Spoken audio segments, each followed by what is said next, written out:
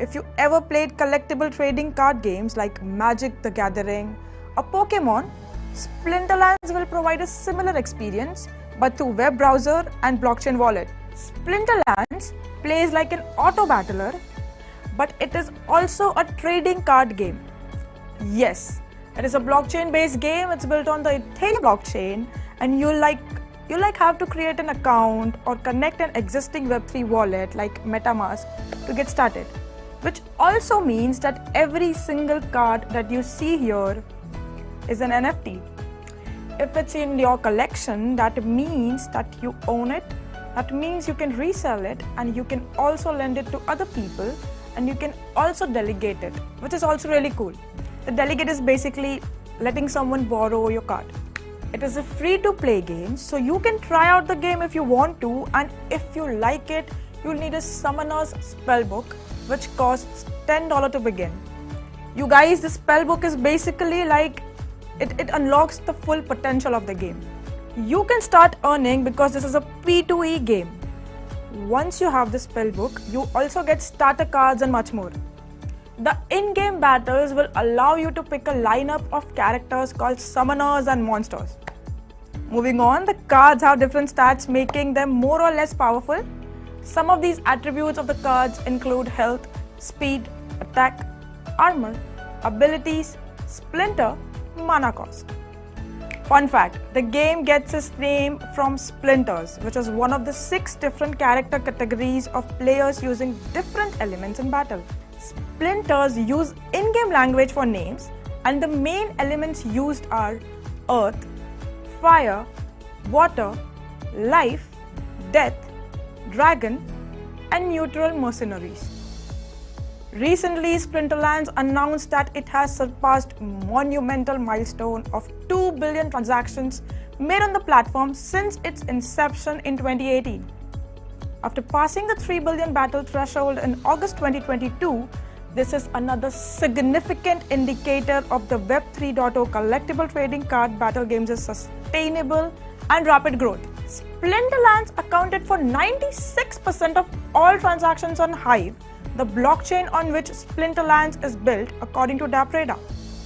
Splinterlands currently has between 3 to 5 million daily transactions. Splinterlands currently boasts an average daily active user count of 250,000 players and is witnessing over 5 million battles being played on the platform per day. In 2022, significant growth in the blockchain gaming space was unusual. Despite the volatile cryptocurrency market conditions in 2022, the GameFi sector continues to see massive new user growth and is attracting investors in 2023. Let's have a look at what Mr. Siddharth Jaiswal, founder of SportsChain, has to share about the GameFi sector. So I think in 2023 and 2024 would be the term GameFi would be very critical.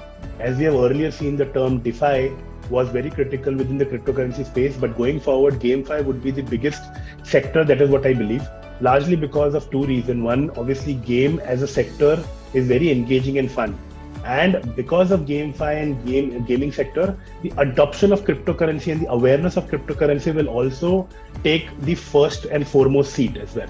Alright G's, that's all in today's special segment. We will keep you updated with more such updates. Until then, keep cheesing and watching 3.0 TV for more. Boss, do not forget to like and subscribe to our YouTube channel and press the bell icon for more. See ya!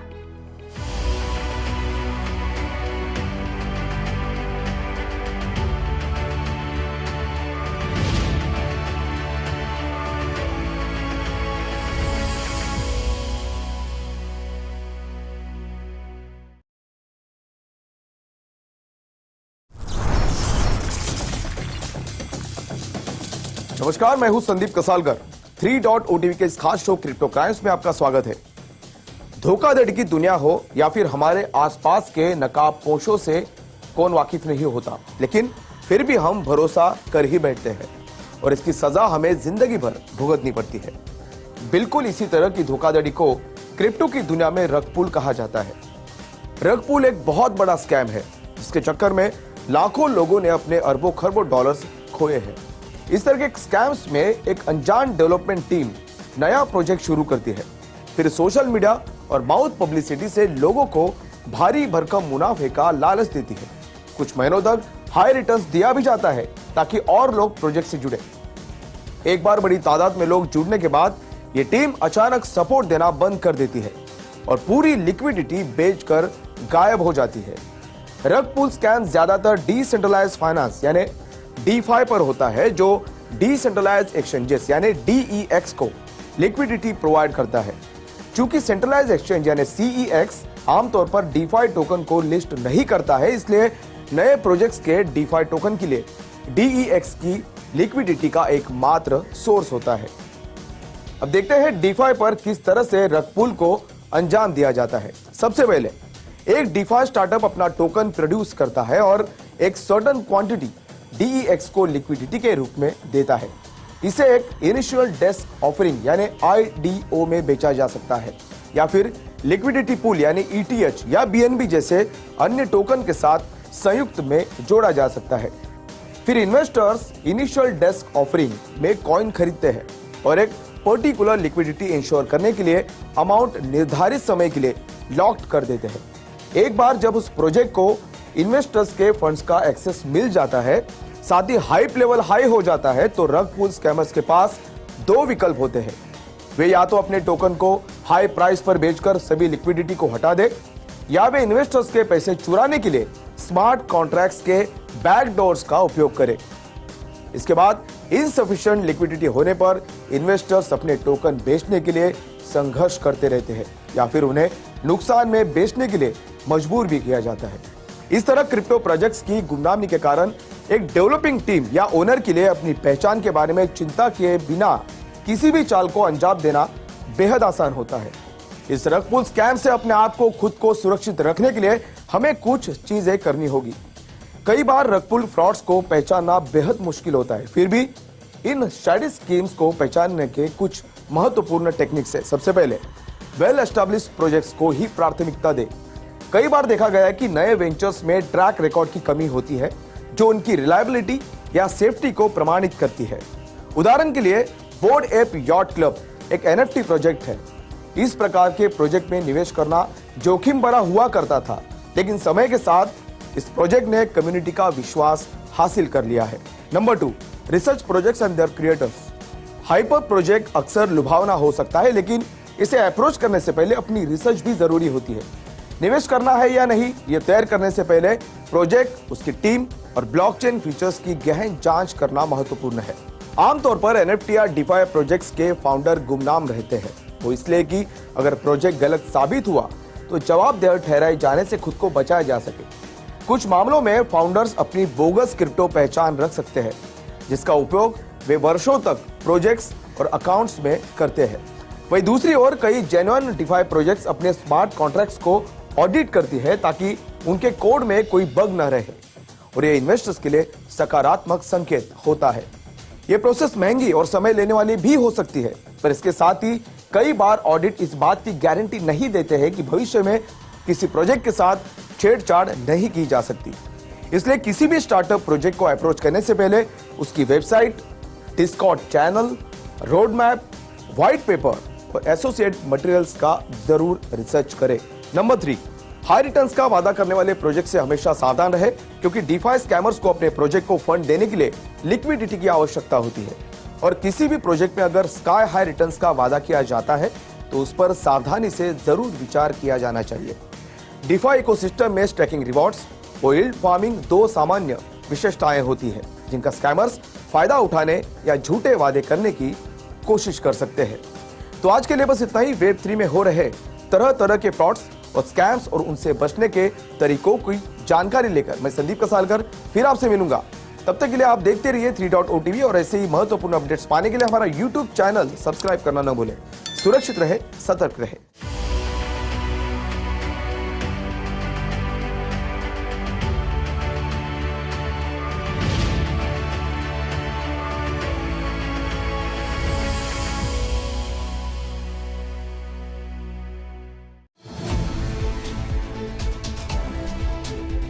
We will keep you connected to the evolving world of NFT. for accurate and latest updates of cryptocurrency markets and global regulations. Metaverse and Web3. 3.0 TV covers the latest crypto crimes. Keeps you updated about the global crypto events and exhibitions.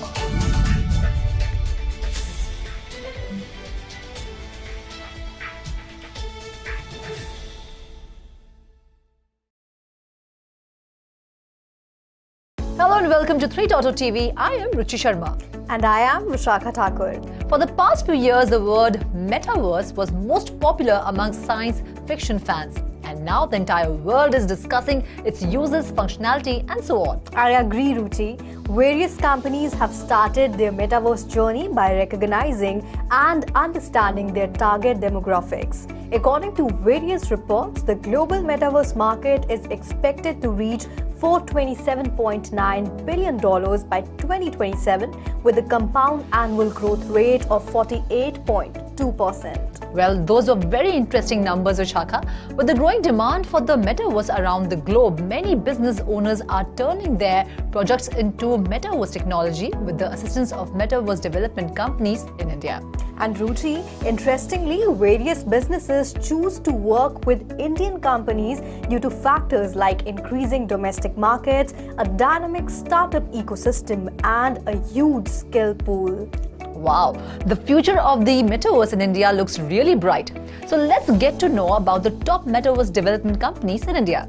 Yes, let's start with Hyperlink Infosystem, which has become leading and most popular metaverse development company for global clients. Yes, Vishakha. Hyperlink Infosystem is headquartered in India and has offices in the United States, the United Kingdom, France and Canada. The firm has worked with around 2,700 plus clients globally since its beginning. They have started working on latest technologies including AI, NFT and Metaverse. It also has the ability to provide secure, efficient, transparent and permissionless transactions. Well, not only Hyperlink Infosystem, but the most valuable IT services brand, Tata Consultancy Services, is also on the list. TCS is ranked among the most valuable IT services brands globally and is one of the most well-known IT firms in India. The company provides a variety of services including enterprise apps, metaverse solutions, cloud solutions, blockchain, the Internet of Things, mobile apps, and much more. And Vishakha, how can we forget global software development firm Fingit? Whether it's sports, fashion, art, healthcare, film, or technology industries, Fingit can offer you customized metaverse projects. Their services include web development, mobile app development, metaverse, IoT, and enterprise software development. Ruchi, Deloitte, the company which helps in clients and society using next-generation technologies, is too on the list. Deloitte professionals leverage today's technologies such as AI, blockchain, Internet of Things, Metaverse to develop the most advanced computational infrastructure for the clients. That's right, Vishakha. These factors are the reason that various businesses choose to work with Indian companies. Yes, Ruchi, the Indian companies such as Tech Mahindra transforms the consumer experience while producing tangible business results. And to create business-to-business metaverse-based solutions, they provide industry-leading network and technology capabilities such as ubiquitous artificial intelligence, blockchain, 5G, augmented reality, virtual reality, and quantum computing. Well, that's interesting, and there are many more such companies in the list such as Travancore, Analytics, Infosys, Accenture, Capgemini and Edge Data Systems. Well, that's all in today's special segment. We will meet again with more exciting updates from Metaverse sector. Till then, keep watching 3.0 TV. Please like and share our videos, subscribe to our channel and press the bell icon to get instant updates. This is me, Ruchi Sharma, signing off. This is me, Vishakha Thakur, signing off. Have a great day.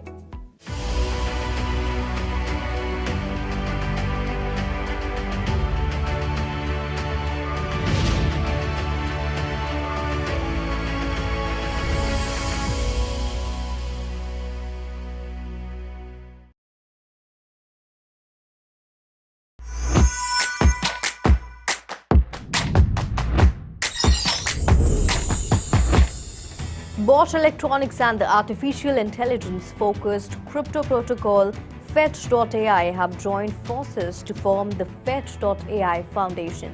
The Fetch.ai Foundation will research and develop Web3, the third generation of the internet, powered by blockchain technology for real-world use cases in areas such as mobility, industry, and consumers. It will have a three-tier governance structure and will be inspired by the decentralized innovation model of the Linux Foundation. Bosch and Fetch.ai will lead the foundation's management board, with other industry participants to be announced later. Fetch.ai's token has increased by 12% in the last 24 hours to nearly 5 cents. The establishment of the new foundation coincides with the popularity of artificial intelligence-focused cryptocurrencies among investors and traders. Recco, the premier Web3 platform assisting major enterprises in launching innovative digital collectible experiences, has announced a partnership with the Near protocol to integrate the blockchain into their suite of products and provide access to the entire Near ecosystem to build on Recco. Brands and developers building on Near, such as SailGP and Paras, will now be able to use Recco's enterprise-grade platform, Recco Builder, as a result of this announcement. This collaboration also allows Recco users to withdraw their digital collectibles to the Near network, including marketplaces like Far and Few, allowing users to explore an entirely new ecosystem of projects. Anchor, a Web3 infrastructure provider, announced a collaboration with Microsoft to provide a node hosting service for enterprises and organizations that require access to blockchain data. Anchor's blockchain infrastructure innovations will be integrated with the software giant's cloud solutions under the terms of agreement. The service aims to provide global low-latency blockchain connections for any Web3 project or developer so that they can concentrate on innovating and scaling their applications. The goal of combining Anchor solutions with Azure is to provide a new channel for attracting users while also serving a significant amount of RPC traffic through the combined services. This will help the Web3 companies needing dedicated nodes to relay transactions, deploy smart contracts, and read or write blockchain data with reliability, performance, and security, said Anchor in a statement. In the upcoming special segment on exchanges, we will update you about the following news. Crypto exchange Coinbase faces cyber attack. Employee targeted Binance Labs and Polychain co-lead ZK startup Polyhedra Networks $10 million raise. BNB Bitcoin ratio drops to lowest level in 6 months on Paxos BUSD drama. Stay tuned for more updates.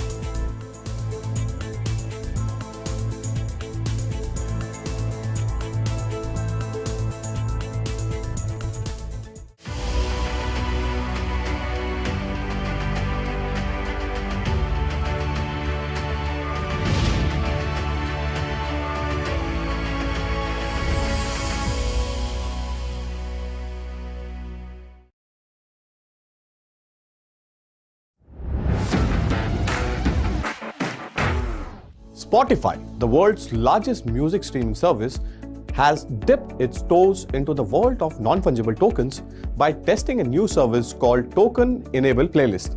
Interesting. The newly launched service, which is still in testing, allows NFT holders to connect their wallet to the streaming service and listen to the curated music. For the first time being, the service is only available to token holders from the Moonbirds, Fluff, Overlord, and the Kinship communities. Spotify's new service will be tested for 3 months, during which time playlist will be actively updated. Furthermore, the token enable playlists are only accessible to community members with a unique link. So, the content creator and Web3 gaming and media influencers who use the Twitter handle shared on the social media platform more details about Spotify's new service, including its exclusive availability to Android users in the US, UK, Australia, Germany, and New Zealand. They also mention that Kareeb's NFT project holders can link their Web3 wallet on Spotify to gain access to NFT community's Invasion playlist. In addition to Overlord, Kingship Universal Music Group's NFT informed its more than 32,000 followers that it had created a token-gated playlist featuring Led Zeppelin, Missy Elliott, Snoop Dogg, and The Queen. According to a series of tweets by Kingship, a metaverse band signed to Universal Music Group, the streaming company is piloting playlists that could be unlocked through NFTs in certain geographies. Under the pilot, Kingship has released a special playlist that could be accessed only by the Kingship Keycard NFT holders. Spotify routinely conducts a number of tests in an effort to improve its users' experience. The music streaming giant's spokesperson said, adding that the sum of those end up paving the way for a broader user experience and other service only as important learning. The announcement of the NFT gated playlist pilot comes just before Spotify is set to hold its stream on an event which is scheduled for the March 8th. Accordingly, Spotify also announced an experiment with an AI-powered DJ that curates music for its users.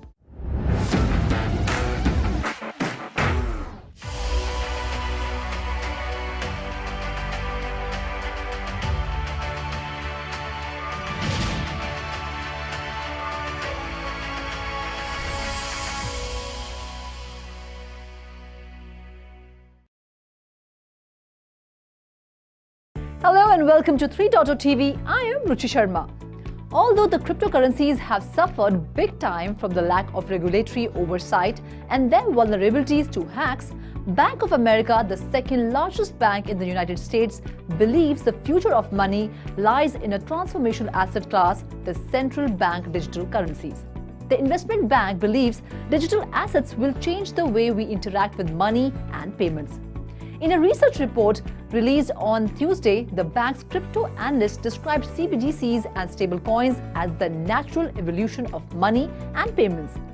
According to the report, these digital assets have the potential to transform the way money and payments are interacted with and may be the most significant technological breakthrough in the history of money.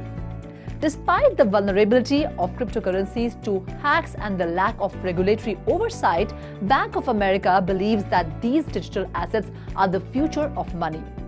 The Bank of America has outlined potential benefits and risks associated with the introduction of central bank digital currencies. It is theorized that CBDCs could offer pliability and anti-money laundering benefits. But these benefits are dependent on the design and issuance of the currency. The note identified potential risks such as increased competition with bank deposits, a loss of monetary sovereignty and inequality between countries, as well as the potential to negatively impact financially disenfranchised individuals who rely on cash payments. However, Bank of America suggests that while many central banks are likely to keep pace with technological advances to avoid becoming irrelevant, it is unlikely that every country will issue a CBDC in the near future. Bank of America anticipates that most central banks and governments will collaborate with the private sector to advance digital asset innovation. Numerous central banks are progressing with the digital asset initiatives, regardless of the cybersecurity and hacking issues the crypto industry faces. For instance, China has provided its central bank digital currency to several cities and is exploring features such as time to spend, where currency could potentially expire if not used within a set period. The Reserve Bank of India recently initiated a pilot project for the usage of e-rupee in the form of wholesale central bank digital currency. The trial run, which is aimed at facilitating interbank transfers, was launched in 4 cities and with a predetermined list of customers and merchants. Similarly, the Canadian government is currently in the process of launching a consultation on cryptocurrencies, stablecoins and CBDCs. Tony Yates, a former senior advisor to the Bank of England, recently highlighted the potential cost and risk associated with the rollout of central bank digital currencies. While acknowledging the potential benefits of such a system, such as increased financial inclusion and improved efficiency of payments and settlement, Yates ultimately warned that the large-scale undertaking of digital currencies may not be worth the associated cost and risk. That's all in the story for now. We will keep getting you interesting stories. Till then, this is me, Ruchi Sharma, signing off. Do like, share and subscribe to 3.0 TV. Have a great day.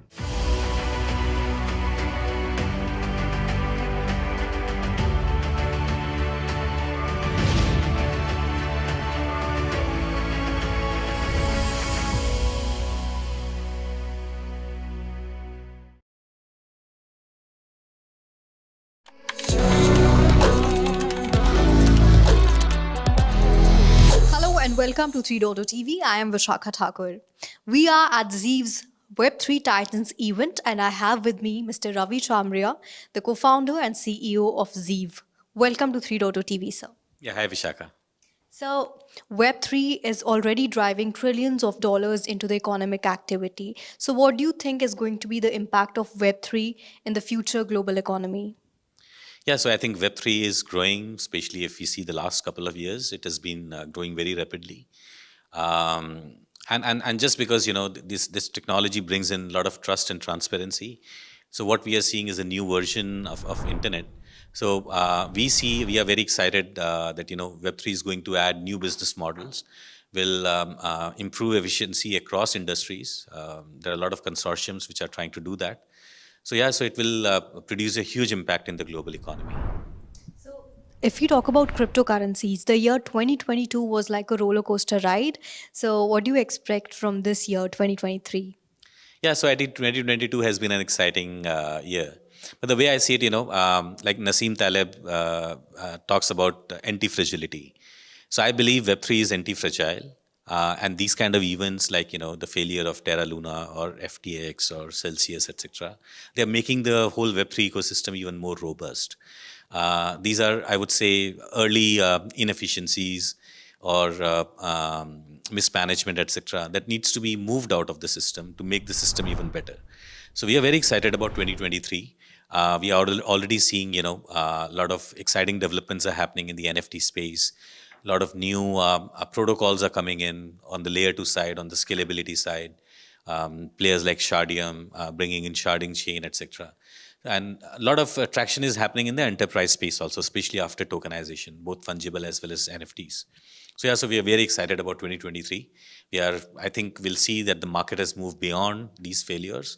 And even if they keep on happening, it doesn't matter because there will be much more discipline within the market. Since you spoke about NFTs, which segment of NFT will get the maximum traction this year?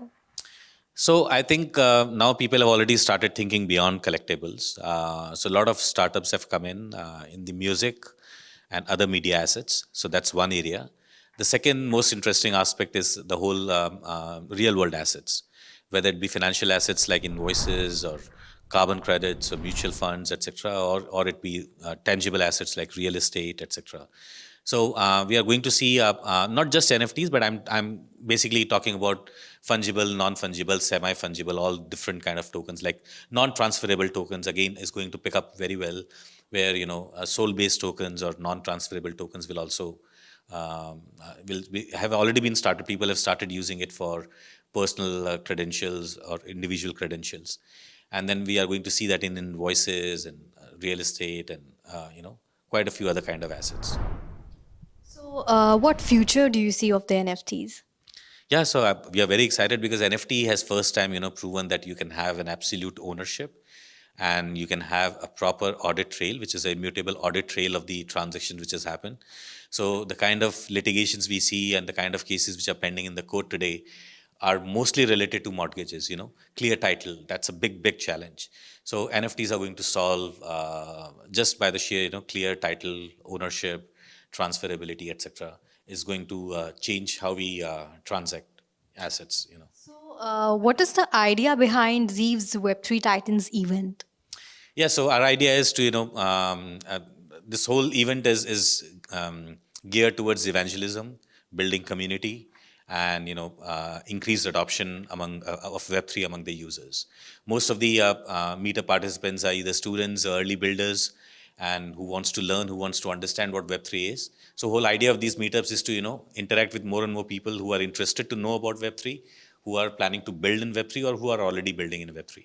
And we, as one of the leading infrastructure players in the Web3 space, would like to help out more and more developers to be part of Web3 ecosystem. So developer hiring is quite painful. So how do you think it can be solved in the near future? One of the interesting aspects is hackathon, where you can actually give a challenge. You can see how developers have been building, and based on that, you can do a selection. And then, there are few interesting startups coming in the Web3 space where, they are democratizing the whole hiring piece also with proper privacy. So that I think, again, is going to make some changes in the HR or the hiring space. If we talk about metaverse, countries and companies are betting big on it. So is the future of metaverse bright? Yeah, 100%. But yes, right now I would say that it's too early, because metaverse is all about having immersive experiences, much better than experience. So I would say that the kind of experience that we see in person, we should be able to emulate or simulate that kind of experience virtually. So there's a huge gap, moving from Zoom videos to those immersive experiences where we actually feel no difference. So yes, necessary ecosystem components are being built. AR, VR, other technologies are maturing. The different kind of headsets, etc., are becoming more affordable.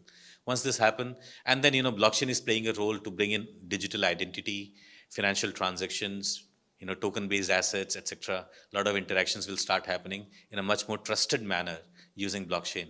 So combine, VR, AR, and other technologies, immersive technologies, plus blockchain, metaverse is definitely very promising. And I think it's a natural extension. So we have seen, how in Web 2, virtual interactions have improved business processes, right? And we have seen, during COVID, a lot of digital transformation took place. People who are already digitally transformed, they actually took benefit of the lockdowns, right? So people have realized that, as the world moves more, international borders are getting diluted. So you require digital transformation. And metaverse is just a natural extension of that. So what are the advantages for early adopters of Web3? Yeah, so early adopters, because right now these are early days and you can be part of Web3 means you are building the, early startups in this space, early components, and you can be the top players of tomorrow.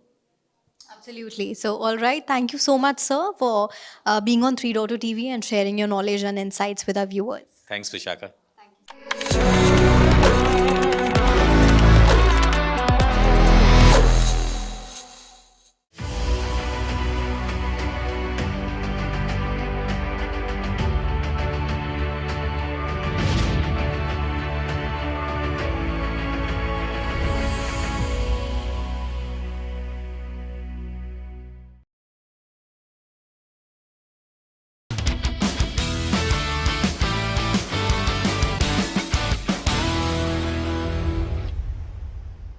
One of the most intensely fought sporting event in the subcontinent is a game of cricket played between arch rivals India-Pakistan.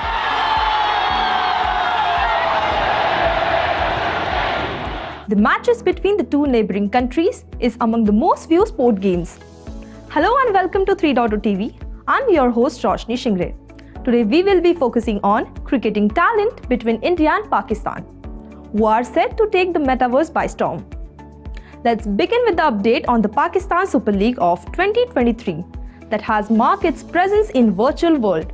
Yes, metaverse. Cricket is crossing new frontiers every day, and it was only a matter of time before it moved over entirely into the digital world. With virtual reality becoming an extension of the real world, the immersive experience of truly online cricket has arrived. Pakistan Super League side Islamabad United became the first cricket team to enter the metaverse with built-to-scale virtual stadium. The UMeta Stadium is built on the open metaverse Decentraland. The digital world offers cricket fans a number of interactive experiences. Supporters will get an opportunity to interact with the avatars of their favorite players and explore areas inside the virtual stadium, including the locker room, players' lounge, and fans' conference room. That's not all. Visitors completing certain challenges stand to earn official Islamabad United digital kits, club memorabilia, digital assets, and offers from sponsors. Some rewards earned in the metaverse will be redeemable in the physical world as well. And just to show how serious Islamabad United is about the new endeavor, the franchisees unveiled their playing kit for the new PSL 2023 season in the metaverse. Of course, this is not the first time that any sporting event has marked its presence on the metaverse. In football, Spain's La Liga has a major presence in the sphere, as does the NBA in basketball. Islamabad United are among the most successful franchises in PSL, having won the tournament twice. Well, back home, the IPL 16th edition will start soon. The players are busy shaping up for the event and they are equally excited about making a grand entry into the metaverse.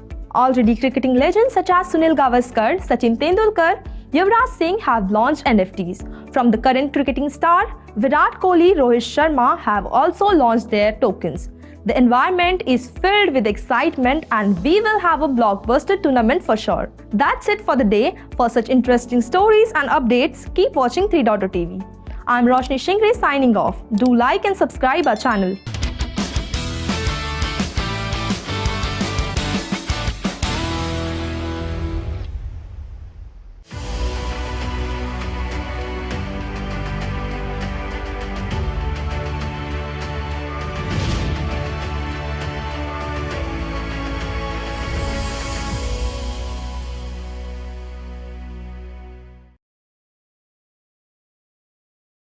Bitcoin Layer 2 Stacks Network's STX token spiked 50% as ordinals boomed.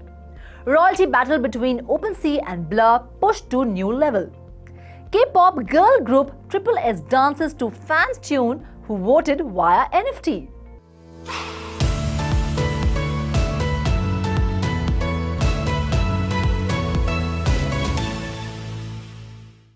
Hello and welcome, I am Ruchi Sharma. Fire up your appetite as we serve an interesting platter of NFT news from across the globe.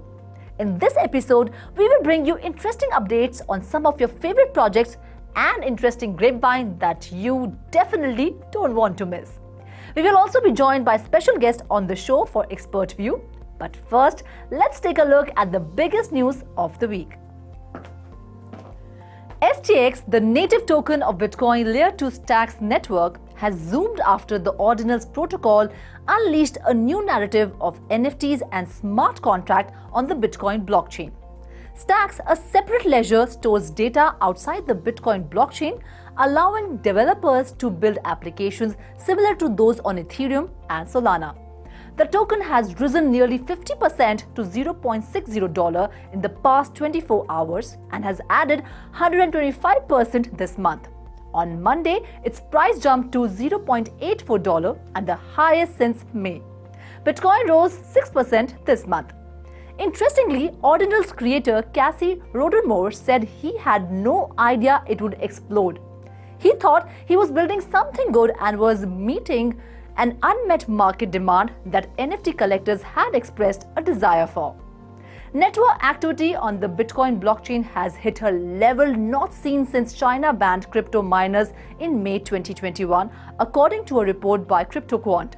The 7-day moving average of transactions on the Bitcoin blockchain hit 345,000 on Sunday. The number of Ordinals inscriptions reached 150,000 after a significant increase in demand since the end of January. Experts believe that BTC NFTs will positively impact the ecosystem by improving its security and incentivizing developers to build on the network. Meanwhile, due to the increase in number of newly created ordinals in recent weeks, there is a surge in transaction fees and average block size on the Bitcoin blockchain. It will lead to a situation where higher transaction fees due to the creation of ordinals, miners could be incentivized to secure the network, though the revenue from mining rewards will decrease with each Bitcoin halving. Independent developer Udi Wertheimer, in an interview with Cointelegraph, explains that ordinals provide a new use case to make building on Bitcoin commercially profitable. He expects ordinals and inscriptions to help build a very big ecosystem. And now, let's take a look at the latest update in the ongoing rivalry between OpenSea and Blur. Leading NFT marketplace OpenSea said Friday it is temporarily eliminating its marketplace fee, heating up the battle for market share with popular no-fee marketplace Blur.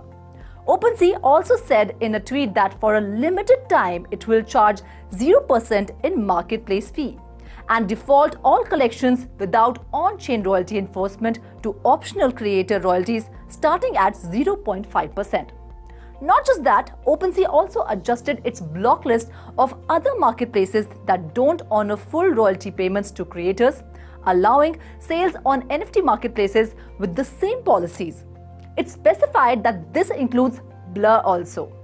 Well, royalty debate among NFT marketplaces turned into a royalty battle when OpenSea announced that it will automatically set royalties to optional if they detect trading on Blur. In response to this, NFT marketplace Blur announced that it will enforce full creator royalties for any collection that blocks trading on dominant NFT trading platform OpenSea. Blur currently enforces a 0.5% minimum creator royalty with the option for traders to pay more. However, Blur overtook OpenSea in daily Ethereum trading volume twice in the past week, both on 15th and 19th Feb, according to data analytics platform Nansen.ai. A Dune dashboard shows Blur's daily trading volume more than quadrupled following Blur's release of a native token the day before, a move that has helped push the competition between the two marketplaces to a new level. To talk about this ongoing royalty war in detail, we have a special guest with us, Mr. Akhil Damodaran, founder and CEO, Ltd. Welcome to 3.0 TV, Akhil. Thanks for having me on the show. Thank you. Akhil, the royalty battle among NFT marketplaces is on. This battle is rather getting ugly between OpenSea and Blur. With Blur challenging OpenSea with the highest 24-hour trading volume, should OpenSea feel threatened by Blur? And does Blur have the potential to challenge OpenSea's #1 position? And also, what should be the standard for creator royalties on NFT marketplaces? What happened between Blur and OpenSea, it's a very remarkable part in terms of NFT market. So if you look at what happened is, Blur has almost overtaken OpenSea in terms of the total transaction of NFT trading, but it also shows that the traders are more concerned about the incentives. If you look at it at OpenSea is for incentivize people who are trading more towards as a collector. Who wants more of a collecting NFTs, and if you look at Blur, it's for people who are more concerned about trading quickly and more short time trading, and that's exactly how the Blur works. But if you look at between both of them, actually they are not directly a competitors, but their incentives are so much into perspective for the traders that they can switch between each other. So what really happened is, because of the airdrop incentives of what Blur is providing and OpenSea is not able to provide, you see a much larger transaction happening in Blur. But there are two things which I want to really want to say on this. First, if you look at the trading which happened in Blur, it's more of a very high volume trading, but with a very small quantity of traders. It's not that the large quantity of traders are doing the trading. If you look at OpenSea and Blur, the traders are much larger in OpenSea still, not Blur. But the trading volume only shows that there are very small quantity of traders who are doing much large trading in the Blur compared to OpenSea. Also, because of the rivalry between both of them, because now Blur has already announced that they will be giving complete royalties only if if the people are coming out of OpenSea and they are coming to Blur, because they're blocking to get incentive from both the platform for the traders. That's an open rivalry perspective. But if you look at from the economic point of view, it doesn't mean that the NFT is growing very high. It's not that the NFT market is growing high. It's just that there are a small group of traders who are getting incentive between two different platforms, and because of which the trading volume is becoming higher. Thank you so much for having this conversation with us and for giving us your valuable time. Well, music fans are feeling the power these days. Power to vote for their favorite band as well as selecting the title track, and that too via NFTs. How? Well, let me tell you.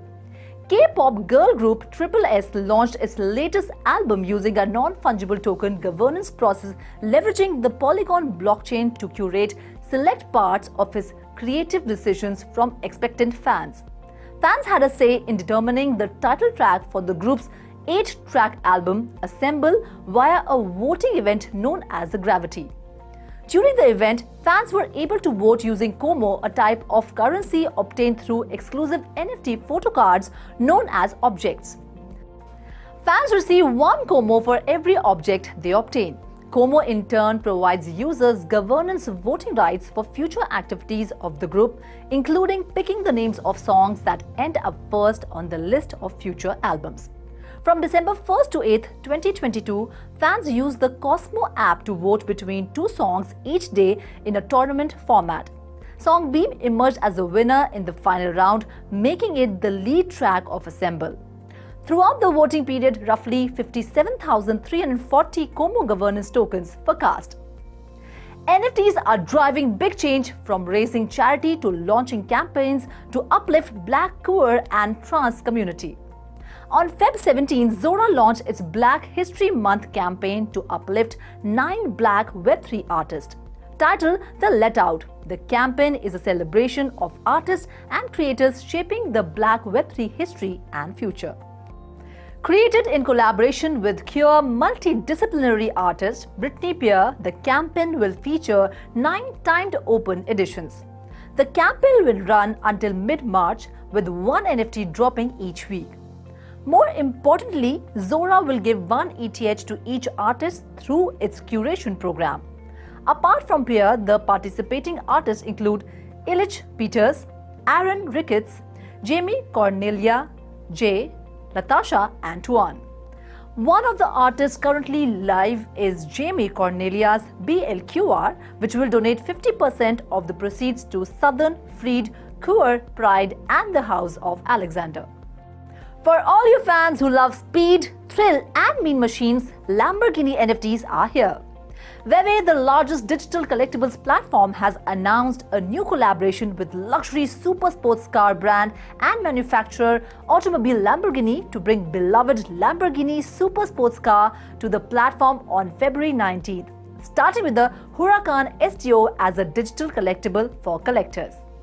This drop will feature 4 first edition collectibles ranging from uncommon to secret rare, available for purchase exclusively through Veve, available on the Veve web app and available to download on the App Store and Google Play. Well, that's all in the special show NFTverse. We will be back with more interesting stories from the world of NFTs. This is me, Ruchi Sharma, signing off. Do like, share and subscribe to 3.0 TV and have a great day.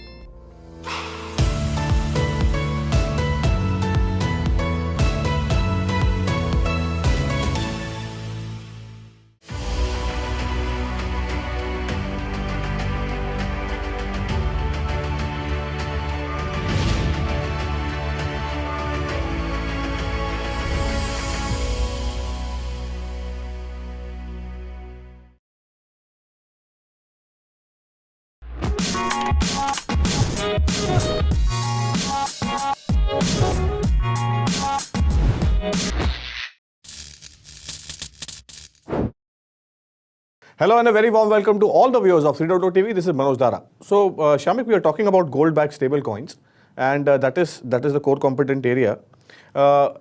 We are talking about among the future of 2023 of stablecoins. So, my next question to Shamik is it still not common practice for major stablecoins to provide guaranteed timelines, since Navin was also talking about a conversion, guaranteed timelines for redemption into fiat currency or alternative assets? Yeah, I think, well, here, this is the largest challenge in this space, is that it's all about liquidity, right? Liquidity, liquidity, liquidity. This is every problem with the stable coin. You know, at the end of the day, a true stable coin, as we see it, gold-backed or US dollar-backed, has to have that gold or those dollars sitting somewhere unencumbered. Investing that money, even in a graded bond portfolio, is still invested. Bottom line, there's risk at any level. So being unencumbered backed stablecoin is the #1 most important thing. And that poses a challenge now, especially for the gold business. Now, if you're in dollar-backed stablecoin, it's easy. You can move your dollars and give people liquidity to ultimately redeem their dollars. But even that, most of the dollars in a US dollar stablecoin is invested into the US Treasury, Exactly. which is still invested, whatever you want to call it. The unencumbered means unencumbered. That's the end of it. And so I think the challenge is to give the market a unencumbered stable coin, which is backed by dollars or it's backed by gold, then it becomes a challenge of liquidity. When you want to go and redeem your gold, can you get that gold into these countries? What if you're in a country that's difficult to import gold from? Then you have the second problem.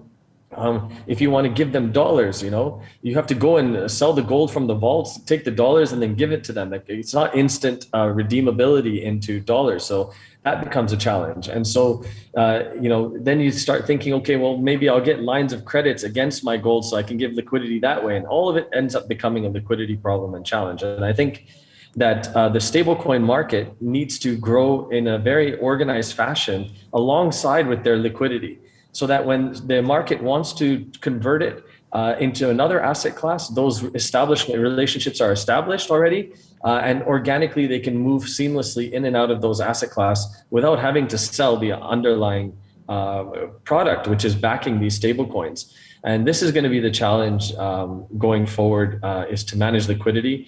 And as you saw and mentioned before, a lot of these algorithmic stable coins and all these different types have tried to come out, which try and solve that problem, ultimately, because they don't have to have any underlying assets behind it. They can, but then you pay the price for that, right? When it goes wrong.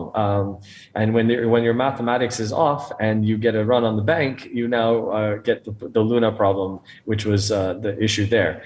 So, that's the way I see this market going. I see it going very much in terms of true unencumbered assets behind the stable coin, which is the only true safe haven on the blockchain.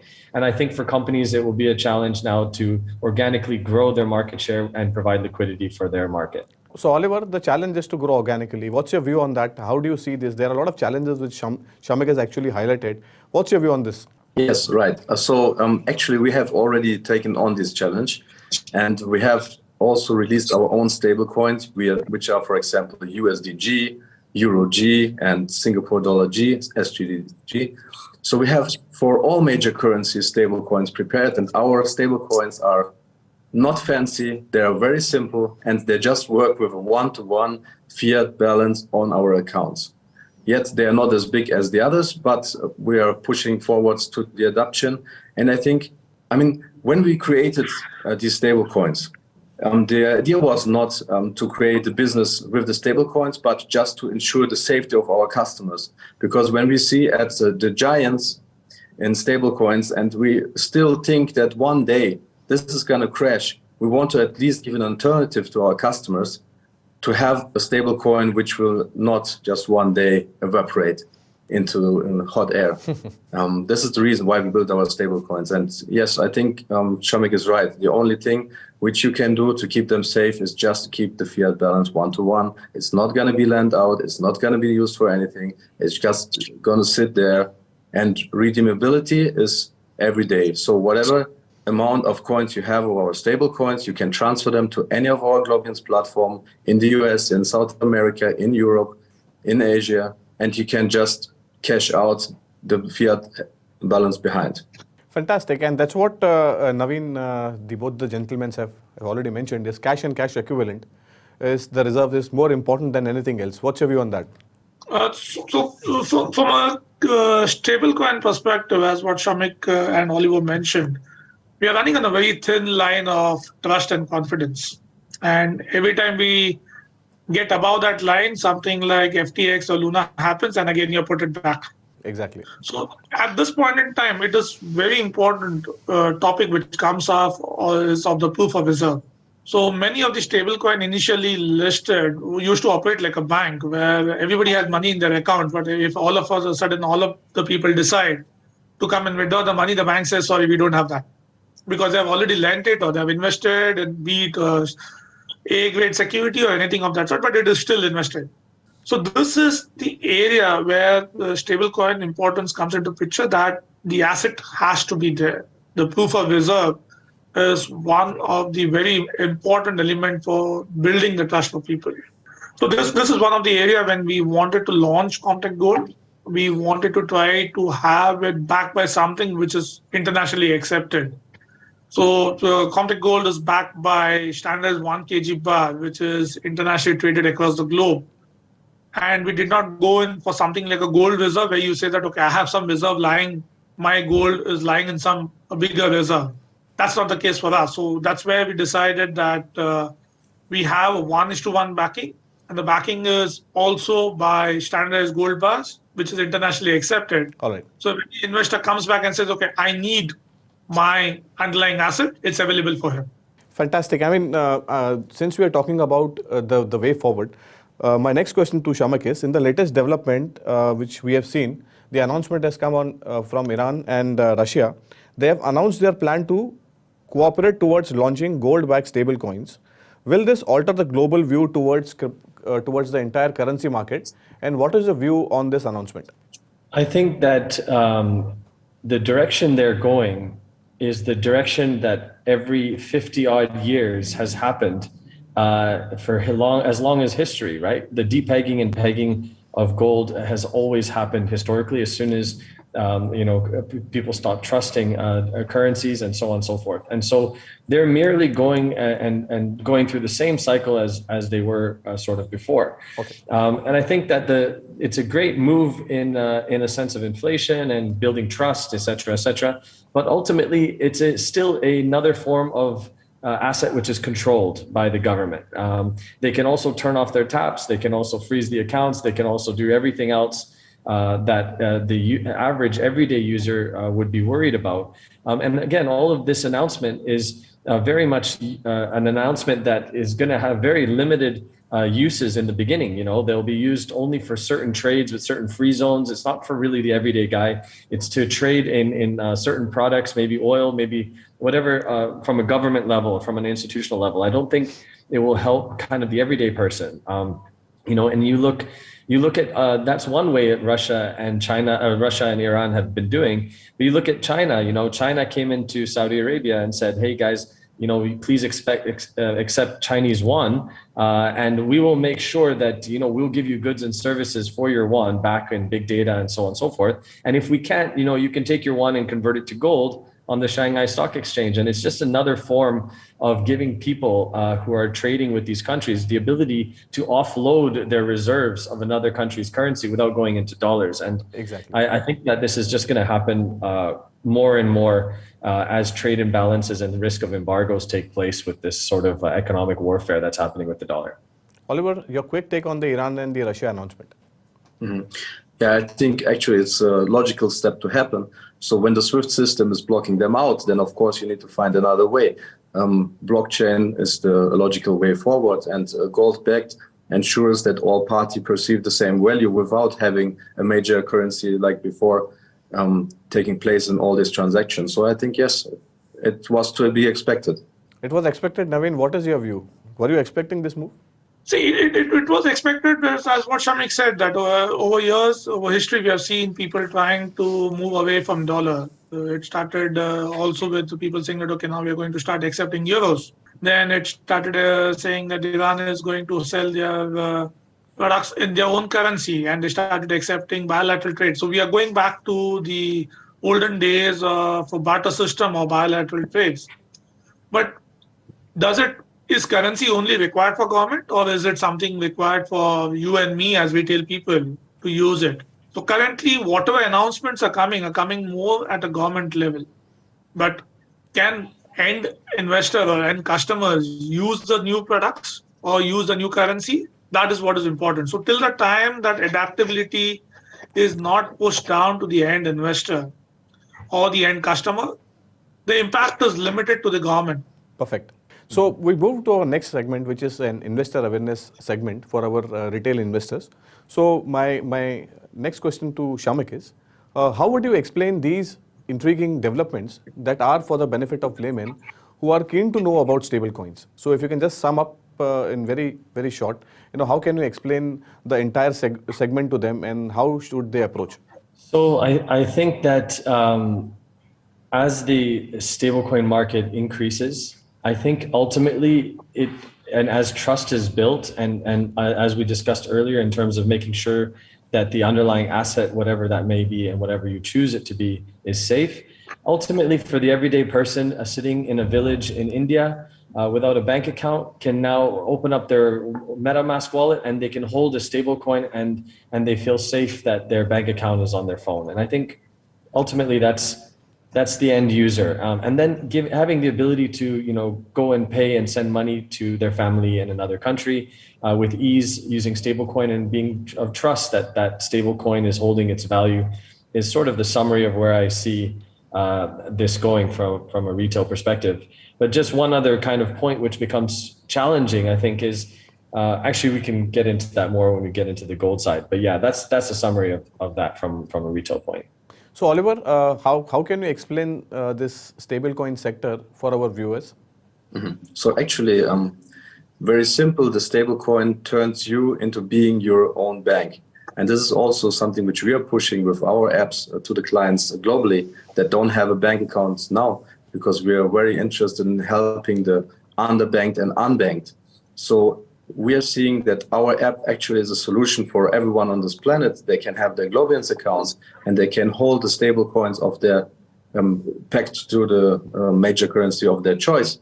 May it be the US dollar, may it be GBP or a Swiss franc, whatever they want. We have the stable coins and they can hold them. They can send them to their family 24/7. They don't need to wait until the bank opens. They don't need to wait and to open a bank account for their family members to receive it. So actually by installing the app and going to the 5 minutes KYC procedure, everyone has become his own bank and he can do his payments 24/7. And I think this is very important for the people. And this is how we strive to connect the world. So Naveen, this is actually a very, very, good intention, what Oliver has highlighted. And we are talking about I am the bank and the ease of banking. What's your view on that? Yeah, so as what Oliver highlighted, the importance of the stable coin is the usability of it and the power which it allows an investor to hold actual assets in a dematerialized form kind of thing. So be it gold, be it any other underlying asset or something. So important from a customer point of view is the liquidity and what is the value it's able to get out of it. So having it in my wallet doesn't give me any benefit if I cannot use it. So that trust has to come in where, as what Shamik had pointed out earlier, liquidity. If I'm able to convert my stable coin into any other asset whenever I want it, that is the actual power of stable coin. And this is when people would be happy to hold stable coin in their asset with the trust that anytime I want it, I will be able to use it. That's all there is in today's special episode in Digitally Unplugged. This is Manoj Dara signing off. But keep watching 3.0 TV for more such interesting interviews and updates from the global guests. Thank you.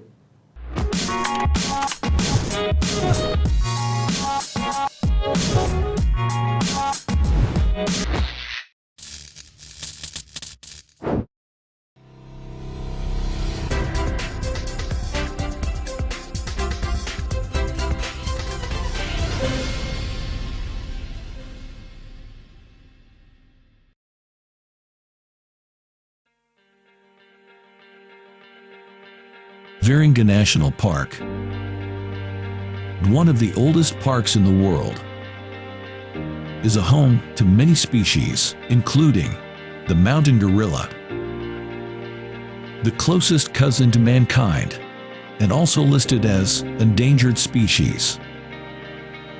The park, located in the Albertine Rift Valley of the Democratic Republic of Congo, is constantly under attack from poachers, rebels, and settlers due to its vast natural resources.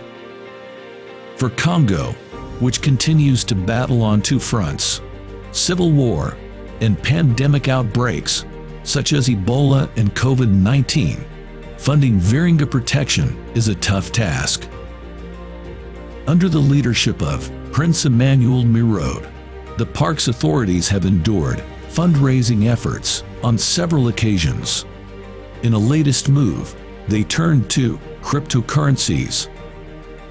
This time, the focus is on mining crypto, it's a blessing in disguise for a country whose economic prospects are anything but bright. Viranga Alliance program was established with an aim to create over 100,000 jobs, to draw people out of the armed militia, and to build a productive society. Development of a 105 megawatt renewable energy program with the help of natural resources is underway. Of the 8 hydropower projects which will go on stream in the next 5 to 6 years, 3 hydropower projects are already in operation. Viranga National Park found crypto mining activity a perfect fit to its story, which is to find consumer for energy and at the same time conserve its natural habitat, including the mountain gorilla. Crypto miners are allowed to set up their unit near the park. The park's protection is the top priority for the authorities. Its diverse ecosystem is not only a source for green energy, but is a home for several animal species to attract global tourism. Several celebrities have come forward in support of the park. Viranga's hippopotamus population reduced to just 10% of over 30,000 which it once held in wild. Similarly, the population of elephants and other animals are on the decline. There is sizable recovery in the population of elephants, while efforts are on to protect gorillas or silverbacks. Very few are currently roaming the jungle. Several celebrities and charitable organizations have voiced their concerns. Well, this is not the first instance when Viranga officials have turned to New Age technology. Earlier, a Christie's and OpenSea partnership auctioned the house's first on-chain NFT. CyberKong's NFTs up for auction include Genesis Kong Hash 46 and Genesis Kong Hash 201, a special skeleton edition from the collection.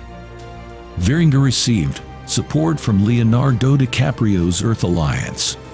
Several others, such as Jane Goodall, Damien Espinal, to most recently Michael Saylor, the executive chairman of MicroStrategy, came forward in support of Viranga National Park.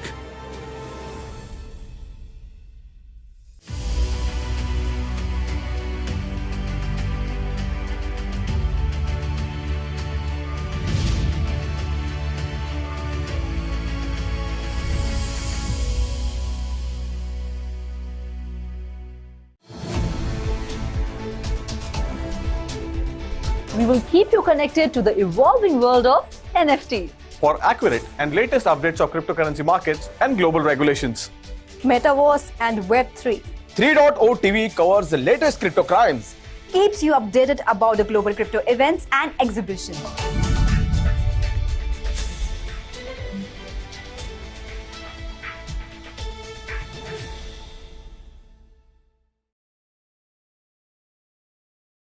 Hello and welcome to 3.0 TV. I am your host Shubham. In today's special segment, we will discuss what triggered the recent fall in the cryptocurrencies and assess the impact of it in the near future. Well, the key factor that sent cryptocurrencies market cap below $1 trillion mark was the Securities and Exchanges Commission directive to Kraken that required the exchanges to shut staking operations in the US. Here's the complete rundown to this episode that debuted on 9th February 2023 and triggered a series of events that eventually culminated in the US SEC targeting of crypto staking and fall in crypto prices. Crypto exchange Kraken bowed down to US SEC's demand and agreed to pay the penalty. That decision roiled the market, with retail investors upping their sell orders. Soon, the markets entered into a downfall, with Bitcoin losing more than 4% while Ethereum lost almost 5%. So let's hear for SEC's chairman Gary Gensler on the Kraken staking program and what does that mean for retail investors. For those who are uninitiated into what happened here, tell it to me like I'm 5. What was Kraken doing and what was the problem that you were trying to solve? Andrew, what Kraken was doing was asking the American public for their coins, crypto tokens, and saying, I'll give you a return, 4% to 21% returns. And the problem was they were not disclosing to the investing public the risks that the investing public. Kraken knew how to register, others know how to register. It's just a form on our website. They can come in, talk to our talented people and disclosure review teams. And if they want to offer staking, we're neutral. Come in, register, because investors need that disclosure. What are you doing with the tokens? Are you trading against the tokens? Are you borrowing against the token? Are you using them for your own purposes? And we've seen this in the crypto field. So investors not only need that disclosure, but it's the law.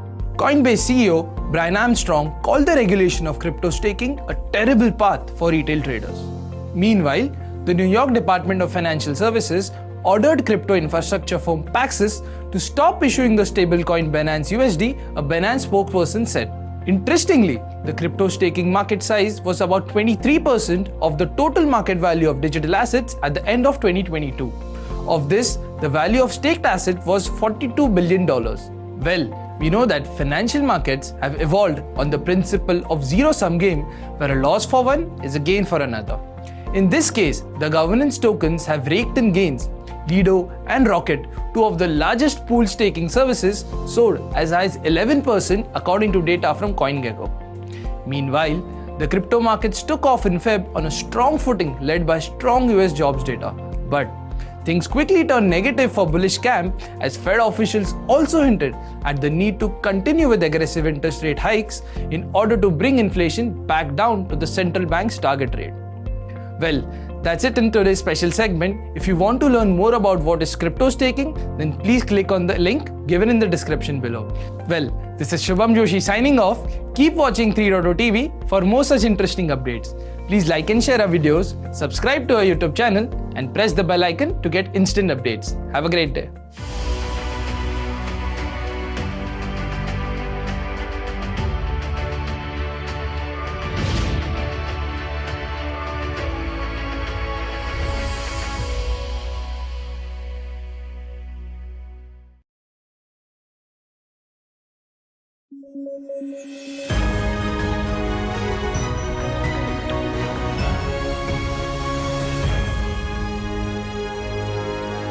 Raghuram Rajan, the ex-governor of Reserve Bank of India, took a pot shot at the cryptocurrencies for being hyped too much and losing its potentials in its disguised crypto form.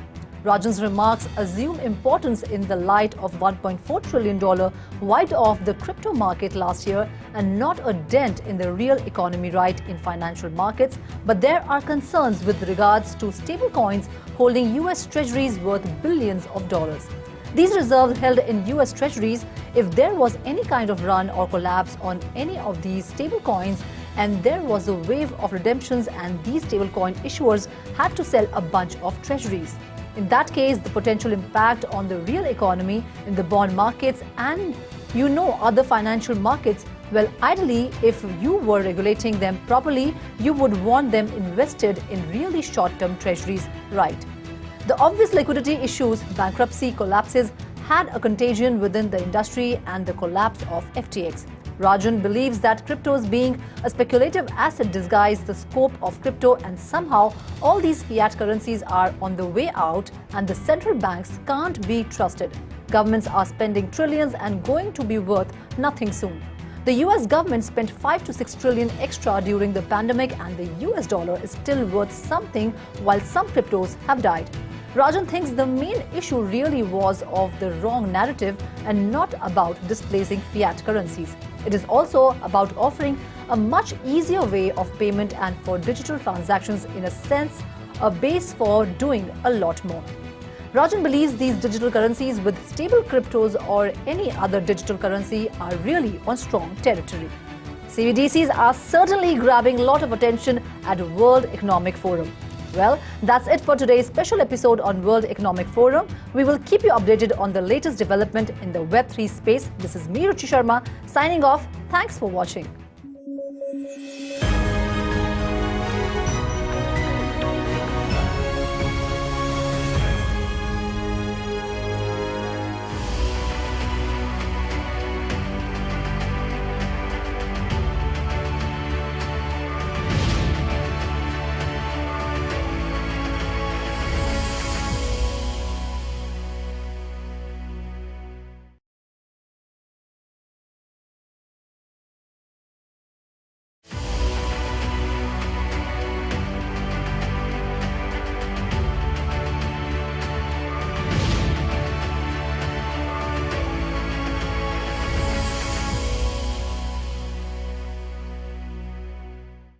Hello and welcome to 3.0 TV. I am Vishakha Thakur.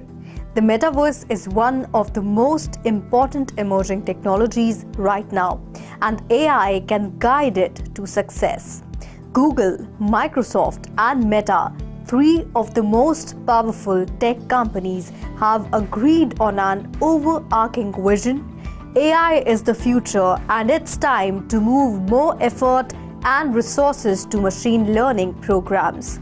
In addition, according to Finance Minister Nirmala Sitharaman's 2023 budget presentation, the Indian government intends to establish 3 centers of excellence for artificial intelligence in prestigious educational institutions. The goal is to create a robust AI ecosystem in India, as well as to develop talented AI experts. But 2023 is not all good news for the Web3 ecosystem, as over 270 tech businesses have reportedly laid off more than 86,000 workers, including roughly 12,000 at Alphabet, 10,000 at Microsoft, and 8,000 at Amazon. Meta laid off 11,000 employees in November. Tech titans have begun to divert their attention to artificial intelligence. The goal is to perhaps better position themselves in the market.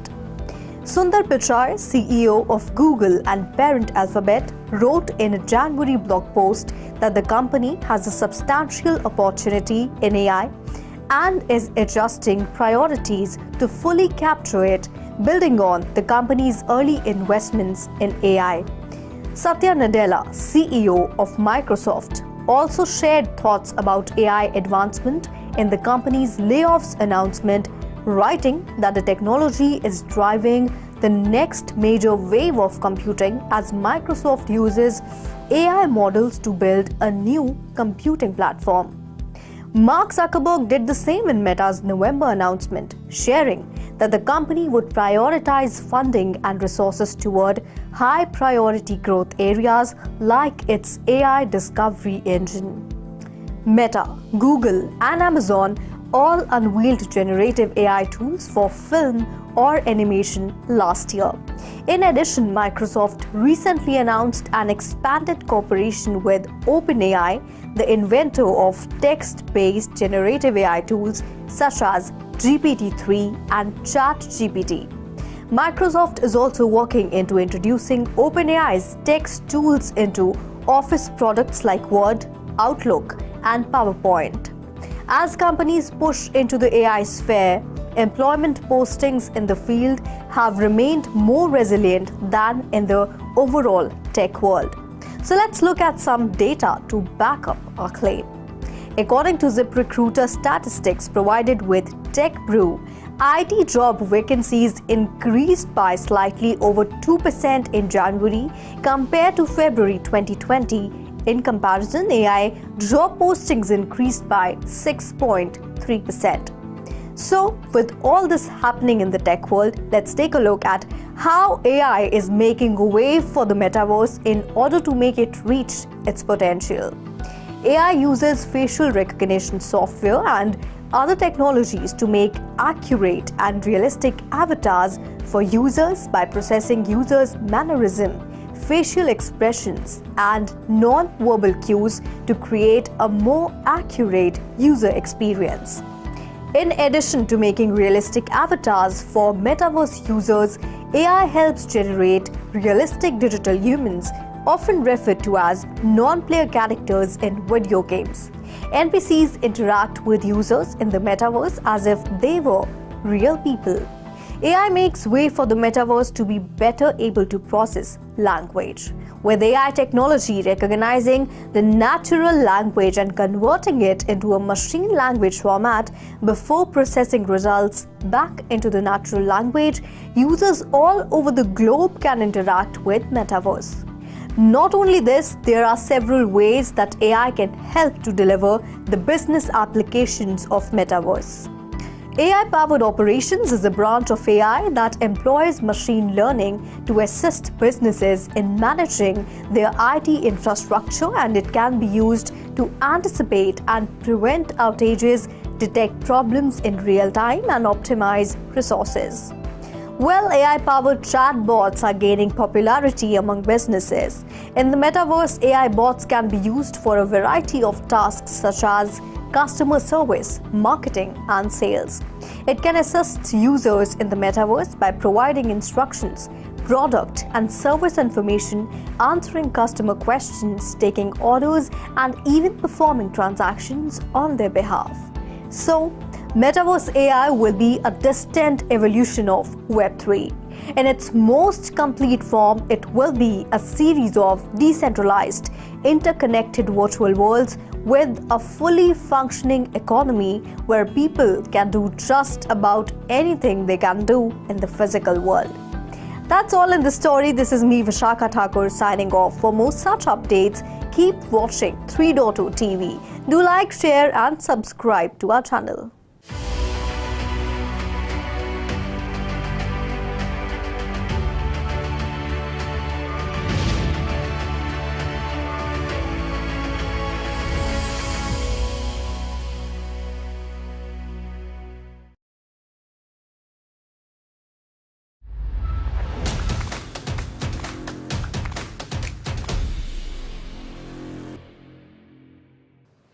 Hello and a very warm welcome. I am Ruchi Sharma. The world is realizing what great potential blockchain technology holds. Various industries around the globe are rapidly adopting blockchain technology. Even in India, we can see widespread adoption of blockchain in different industries such as agriculture, pharma, education, etc. And now India's first NFT movie marketplace, Producer Bazaar, is aiming at organizing the Indian movie industry. To talk more on this, we have with us Mr. A. Senthil, CEO, Producer Bazaar, joining us. Welcome to 3.0 TV, sir. Good afternoon. Mr. Senthil, Producer Bazaar is a very unique idea in its own way. India's first NFT movie marketplace designed especially for movie rights. So could you just explain how it works, the entire process, which blockchain are you using, what currencies are accepted on your platform, and how much is the gas fee, etc.? Okay, so we started in 2021 initially. We conceptualized the idea at that point. Let's say NFTs were doing very well. The market was growing in a bigger way, and also crypto was very high. Okay, right. Most NFT projects are crypto projects, but at one point we realized we have to go beyond the crypto part and what will add value. And then it's okay. Can we have real assets backing it? See, we are not teenagers or early 20 people. We are in 40s, right? So we think real product, real service, where actually people are willing to pay money for it. Right. Not speculative investment, actual trading is happening. So we chose this one industry, film industry. In the film industry also, there are actually legal contracts signed between buyers and sellers. This happens for over 100 years. It's not nothing new part, but we're saying it's not unorganized. Can we organize it? That's where we went in. Okay. So we have chosen Polygon as a platform we were used to do NFT for. Okay. Minting NFTs. But purchasing or selling of content will not happen through crypto because after we launched, there was a lot of government regulations. We don't have much clarity if they will put additional taxes to it because already the media, right, industry is not doing very well. A lot of movies are not becoming hits in some way. So adding another 20, 30% or 40% tax just because we do a trade on this platform doesn't make any sense at all. So we said, okay, we will change that part of the business. Okay, once India accepts crypto in a full-fledged way, at that point we'll enable crypto for that part. For staking or other services which we could offer, that we'll do at that point of time. But as of now, we said we'll focus only on offering it. Think of it as Web 2.5, not fully Web 3, because to be compliant with Indian laws. Okay. See, we cannot move outside, okay, because all the content we are buying and predominant market for is, we're initially starting with Indian movies, right? So Indians based out of India is a very large market for us. We can't ignore all of them for just international market. So we'll continue to operate in India. And all the rights, purchase and sale will happen through Indian rupee as a base price. We are selling content globally as well, but base price we're pegging at this part, and any GST, whatever liability comes into play, we could account it with that part. And all the transaction will be on white, right, from bank to bank. That's what we are working towards. Not cash handling, nothing. We are not going to that part at all. Okay, which is great. So how are you planning to actually organize the movie rights, which is your main aim? Right. So I'll give you some context for it. Okay. Assume I'm in Chennai, you are in Mumbai. Okay, and you want to buy a property in Chennai, or if I'm the seller, right? How do you verify I'm the right person who owns the property? Okay. So currently you are not based here. Whom do you ask? Either you should need to have some property related person here, some lawyer here, somebody else. Can you help me with that part? Some real estate agent. Any large property, there are some people available. Okay. If you want to buy 100, 200 global, there will be CBRE, a couple of real estate groups which can verify, validate that part. Else, there is a government service where we can do an encumbrance certificate. This is a property. Okay. Who owns the property? Has somebody taken a loan on it? Or government is going to build a metro here and the building will be demolished, or you cannot construct here, or it's unauthorized construction. These are all available in some government registry. Film industry is over 100 years old. You can think of it in three ways. Okay, we are talking about intellectual property. Okay, intellectual property comes in three different forms. One is patents. I invented this thing, so it belongs to me. You have to go to government and tell them in advance, at least some summary of what you have invented, how you have invented, and I'm the first to invent it. You go and tell it. Okay. Second part is a brand. Like your company has a brand, my company has a brand, and on a longer term, the brand is more valuable besides the service part, right? At that point, you say, okay, this is my unique name or personality, and you do a trademark for it. Either a restaurant company or a movie theater or a lot of chains will do trademark for it. They're also, okay, I have been using this name for so long, nobody should use my benefit from this part. This is, we do want a trademark. Right. For both, we go and register our content or we pay for it and we take some time to get the registration part, but after that you can benefit out of it. Okay. That part is copyright. See, copyright came in Europe in 1880s. Before photo came, a lot of things. At that point, people were looking at books were kind of pirated in some ways, or somebody will copy your idea in some way. Okay, but movies came a lot later. So at that point, the copyright, whoever creates it should get it. If somebody copies it, at that point, prove me that I am the first one to create original author for it. Then you can seek some kind of redressal, because one tweet, one page content, or a blog post, that's all copyrightable. Just because you created it, you own it. That's how the model works. But think of, this is a low value, low item, single person involved in it, okay, only one author. And the copyright law says even after my death, about 60 years, the copyright value should be there for books and other content, okay. But once the movie industry was invented in 1910s, a lot of evolution happened. At that point, there was no single owner. There were actually people think of doing stage dramas, right? They were the ones who, collective of people who will do, they will have a different profession, they will perform in the evening, some kind of event. That's how that industry started. But 100 years back, most countries in the world were controlled by other or ruled by some other countries, right? And they had a lot of restrictions. And another restriction they wanted was the content should not change people's behavior or any rebellion, right? They had a concept censor certificate, right? How do you register control? At that point, they wanted whom to blame. If something goes wrong, whom to blame? And that is how a concept producer came in at that point of time. So the first thing what happens, like let's take if you want to send a movie, okay, a person reaches a producer and says, okay, hey, I'm thinking of making a movie, or a big producer, director, and they agree, or maybe an actor and producer accept, something happens, and there's a contract between producer and director. That's where the movie starts. First contract. Then they will say, okay, this person should be the hero, this should be a heroine. We'll get these people to be technicians for us. So there are some creative work and a lot of non-creative work. Somebody is a lightman, should we get a royalty for it? Probably not. He can sit and do lighting for any content, right?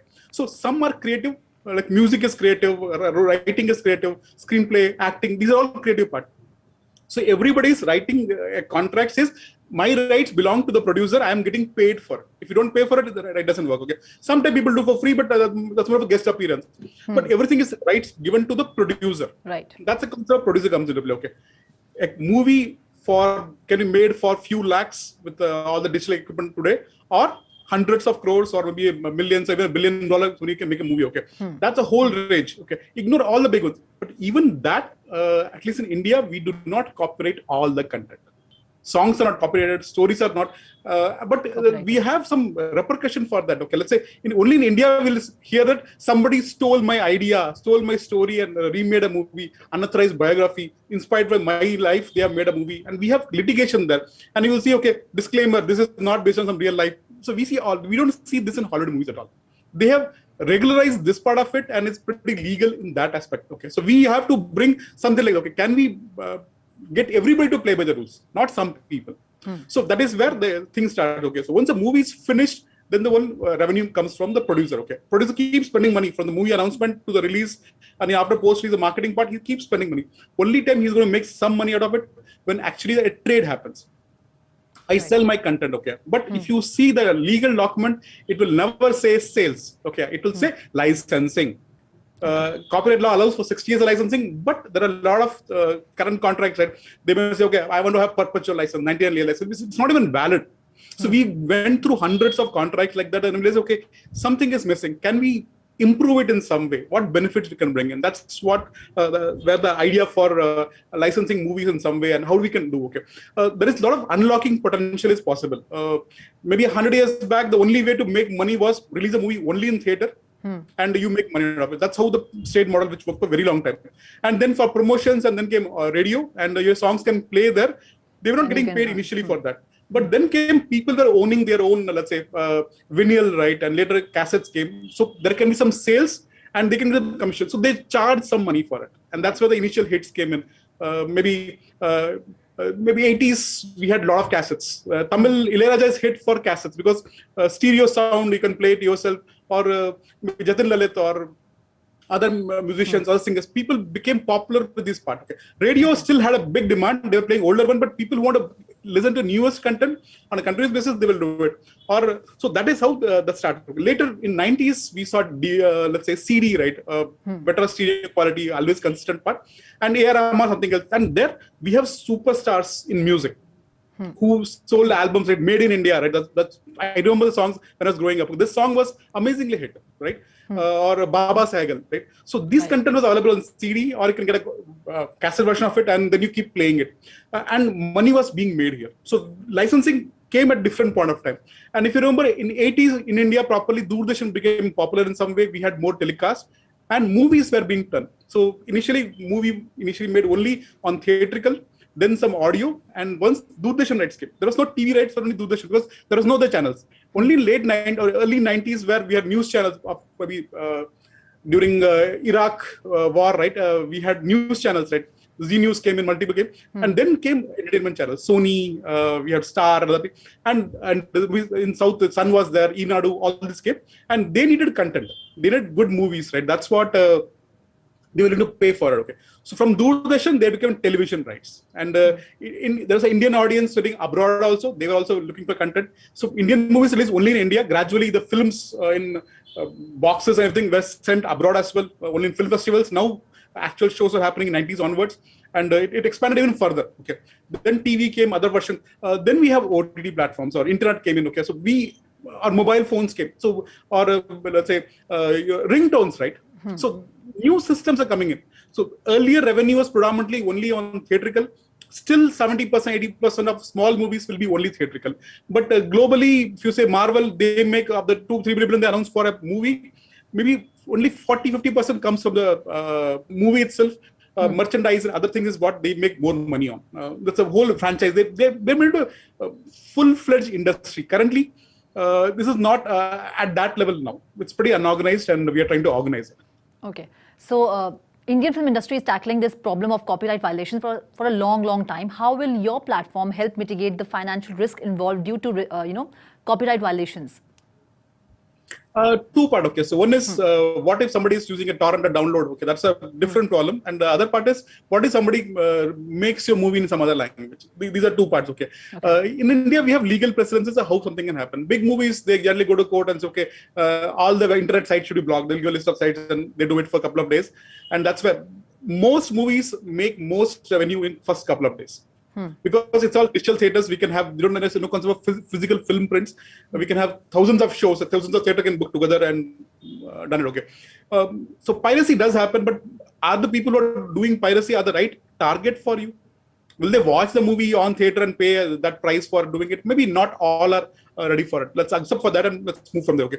Second part is our stories being copied. See, in India, we still pay a lot of money. Okay. So big artists, they get charges hundreds of crores, 100+ crores. That's a very common number we are talking about. Directors getting 30, 40 crore, 50 crore number is there.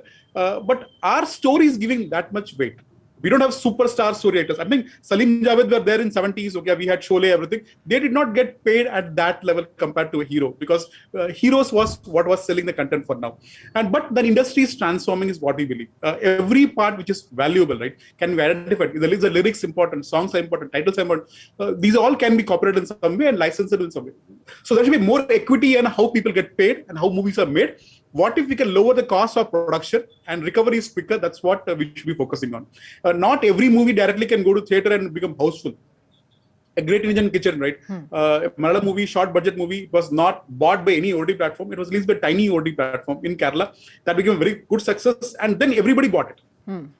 So one of the movies which are available on multiple platforms on a simultaneously part, right? Exclusive, non-exclusive, that kind of lot of things comes into play. Okay? So we have to basically unbundle it. Don't sell it as a single piece. What if we can unbundle it to different parts, and each sum of parts will be more than the original value what we are getting now. Okay. Another part is the life of the content earlier, right? See, think of you're a small producer. You make movie once every 2-3 years. Your budget is less than 10 crore. You don't make a lot of movies, okay? You want to identify a good story, a good artist, a timeline, how to release it. And that's how you market. You sell your content, it may be a profit or a loss. Then you will stop worry on that part, and you will start going for next content. You will not be worrying, okay, I made a movie 5 years back, 10 years back, how do I monetize it? Because that is not your focus. You're a creative person. Creative person should focus on the creative part. Business people should focus on business part. We are helping them to support the business part of it. A movie has 60 years of life. We will be available, okay, all the content will be available on a platform. Any new rights emerge, we work for the creators. Hey, we'll help you identify new rights coming in, new markets coming in. See, I'll give you an example. Okay. Panorama. Ajay Devgan made Drishyam 1 and 2, right? Right. Both are big hits. That's a known part. Malayalam also hit, the Tamil version also hit, Sinhala version of the movie was a hit also. That's known, okay. But what they have done yesterday was they have bought international rights for the movie. Okay. What does it mean? International remake rights for Drishyam as a movie for rest of the world, okay. Minus 3 countries, Filipino, Sri Lanka and Indonesia. Why? Because somebody already bought rights for those countries.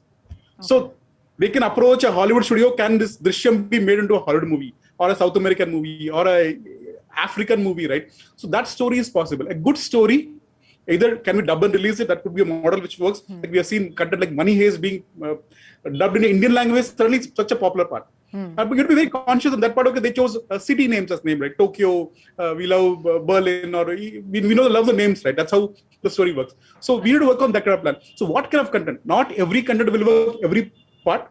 Like we had Pushpa, right? So last year end we had Pushpa. Pushpa was a big hit, about a 50-55 crore movie. Dubbing in multiple languages, one item song, but dubbed and local good singers to do it for them. It worked very well. Amazing part was even after the movie was released on OTT platform, movie was running houseful in Gujarat and also in Bihar. Right. 2 different markets. These markets don't work, right? And it was the hero's first dubbed version released in Hindi. And it's doing amazingly well. That's kind of an innovation part which we are seeing. Okay? Right. So it's not Bollywood doesn't make remakes. Other languages also make remakes, but good content, audience tastes have changed. Earlier, always producer will say, okay, no, my audience only like this kind of movie. If you see the Kerala movie, it's a very subtle thing, very slow thing. Tamil movies, they will have a slightly exaggeration, and Andhra movies will be extreme exaggeration of everything. That's how the image was. But because of lockdown and everything, everybody went digital. And once we don't find enough good movies in our own language, we were looking at movie in other language. Right. Also, dubbed versions available, subtitle available. And we are watching a lot more movies than ever. And suddenly, good movies with some recommendation from friends, we are watching all those movies. Kantara was a super hit. We have Triple R, right? We hope it gets 1 Oscar. Okay, we have 3 movies in contender for now. That's all in this special segment of Crypto Masters. This is me, Ruchi Sharma, signing off. Do like, share, and subscribe to 3.0 TV. Have a great day.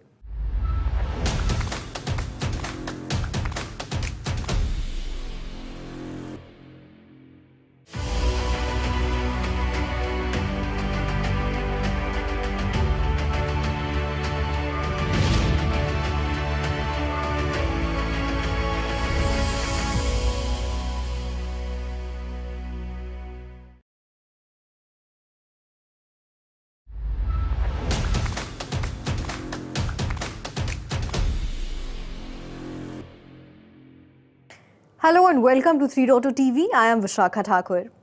Metaverse can become a real game changer for the education sector, bringing a host of significant benefits, the most outstanding being immersive learning experiences and greater learning speed and inclusive environment and an ability to acquire hands-on experience. Well, according to a report by Statista, revenue in the Metaverse education segment is projected to reach $56.73 million in 2023, and the number of users is expected to amount to 14.8 million by 2030. So to discuss all about Metaverse and its potential in the education sector, we have invited the co-founder of MetaBook, XR, Mr. Ashish. Welcome to 3.0 TV, sir. Thank you. Thank you for inviting. Sir, Metaverse is opening up transformative opportunities, and according to a report, revenue in the Metaverse education segment is projected to reach $56.73 million in 2023. So, sir, your opening remarks on Metaverse and its potential in the education sector. The power of Metaverse to transform the education sector is phenomenal. No wonder the revenue numbers projections are coming to that magnitude, and I'm sure that it will grow exponentially in coming years as well. So we need to understand the fundamental value which this technology is bringing to the education sector. And we all have learned that the education per se is the most important thing, to be given in the early stage of the child. And it has its own challenges and it has own pedagogical issues. So things have kept on evolving from decades to make it more interesting. Yeah. And Metaverse is coming in to really amplify the technological intervention in pedagogy, which is driving the change in education sector.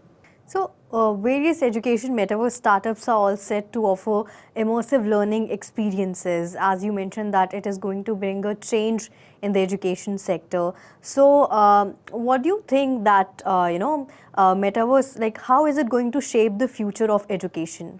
Before actually coming to this conclusion, I would like to highlight the fundamental problem statement which Metaverse is trying to solve in a very different way. So, what has happened in the education till date has been that the transfer of information or the transfer of concept from, say, teacher to student has happened in a very different way. Like in the first phase, it was about through books and through text. Then smart class and everything came where students were shown a lot of things that what exactly happens. But now this is an era where beyond telling something or beyond showing something, it's time to involving the students in the concept itself. That is the one biggest change which because of Metaverse is happening. Because Metaverse, you can model everything in the three-dimensional world, in a virtual world, and you can involve the students in those concepts where they will learn through doing. So R&D already says that activity-based learning improves retention a lot. So this is where Metaverse is actually pitching in, and since this problem, and on top of that, education to a large extent was not very exciting to a larger audience, in the past. But because of this technology, the entire experience can be gamified, and it can be made experiential. So because of that, then the additional layer of fun is being added because of that. So Absolutely. This is where Metaverse is playing a significant role and is opening a huge potential to entirely transform the way we learn and way we interact. So, if we talk about the epic science fiction film Avatar, some amazing graphics were used in that film. So, and then we saw the Metaverse gaining more traction right after Facebook rebranded to Meta. So, as you mentioned that Metaverse is definitely going to shape the future of education. Yeah, I'm absolutely with you on this. So one can attend virtual classes now remotely while experiencing elements of real classrooms. So when and from where should these educational institutions start their journey of Metaverse? Okay, so there are many layers through which we can involve, we can use this basically the power of metaverse in the learning process. So fundamentally starts from the content consumption. Right. So, for example, there are many intricate concepts which can be very, very engagingly, demonstrated to students or can be taught to the students using the power of virtual reality or augmented reality per se from that matter. So, institutions can start getting involved for using a first layer where they will start consuming these content where elaboration can be done at a very intricate level in a very safe environment. For example, say in the K-12 space where we are working, say chemistry experiments generally, can be done in a very controlled and very, in a setup where the students can iterate with a lot of acids, a lot of chemicals without getting any hazard. So this is the first layer where they can, start using the content. Building upon that, there is a huge, I can say a plethora of universe which we can explore. So, for example, you can connect one student sitting in, Delhi to someone sitting in London, to someone sitting in Nairobi, and different parts of the world, and they all can learn come together on a project and can learn with each other in a very controlled environment and sitting in their classroom in the comfort of in presence of their teachers, they can do. So there's a second layer of, use of the metaverse as a technology, and the institution, can start enrolling, collaborating with multiple institutions per se to facilitate this kind of learning. So, since you are an early adopter, what do you think are the advantages for early adopters of metaverse?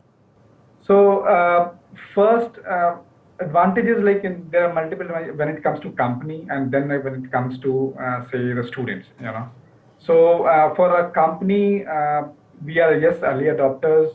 So what we have a luxury of having a huge content library which others probably will have to recreate when they are starting from now. So we are already able to provide those content to our end customers and students basically, who can from the point one, like day zero, they can start consuming all those content without waiting for new content to come up. So we have that kind of advantage with us. And from the student point of view, they have got an early exposure. They don't have to wait for someone to be there and to create a huge library and to wait for some more years, to really start taking advantage of this technology.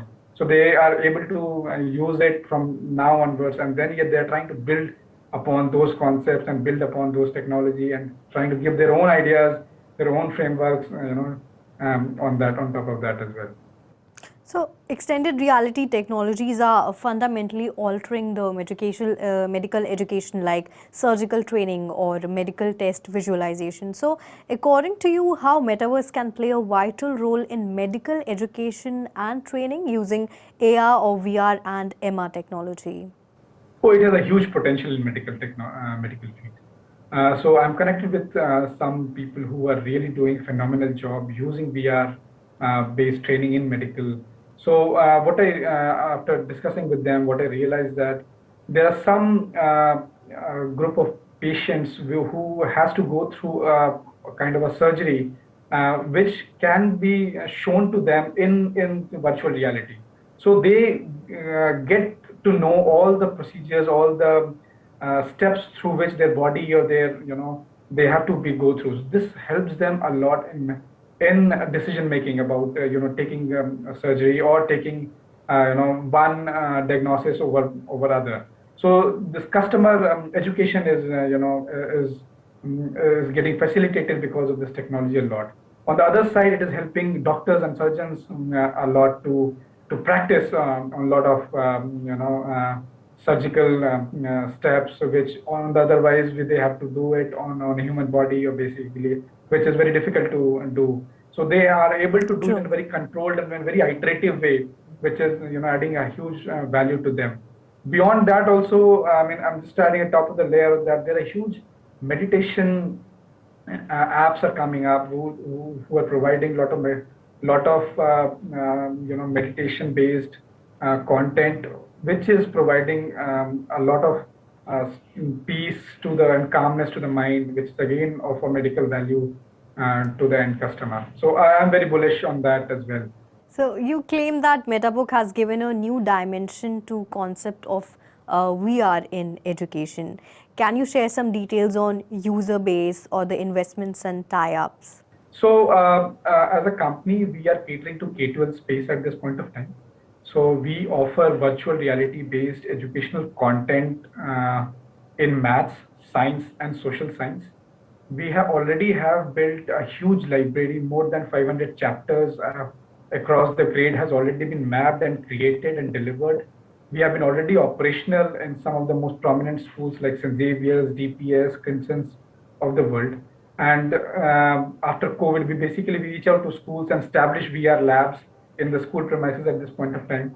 And last year was our operational year, and the response has been phenomenal. And some of the feedback which I love to highlight always, that one principal told us that my student has told that I don't want to miss my games period, and I also don't want to miss my VR period in the week. If there's any mess, you need to adjust. So this is the kind of feedback which is very encouraging for us as a company. From the investment side, we are invested. We raised our seed round of fund from institutional investors, and then many more are lined up as well.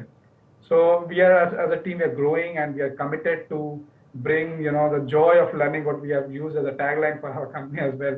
So we are more committed, to make learning a very fun-oriented, at the same time, very engaging and engrossing experience for the students.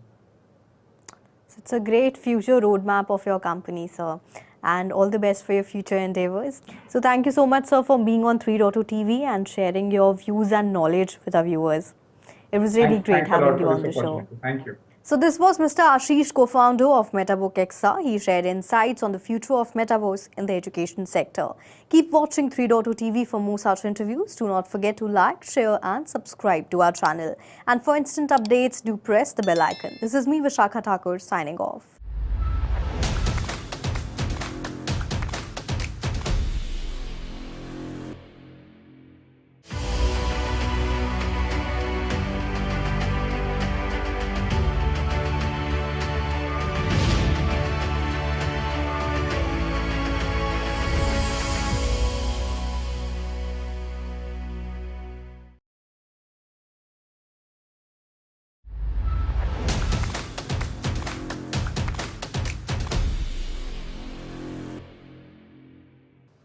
Hello and a very warm welcome. I am Ruchi Sharma. We have with us Mr. A. Senthil, CEO, Producer Bazaar, joining us. Like we're already talking about, regional movies and regional language movies.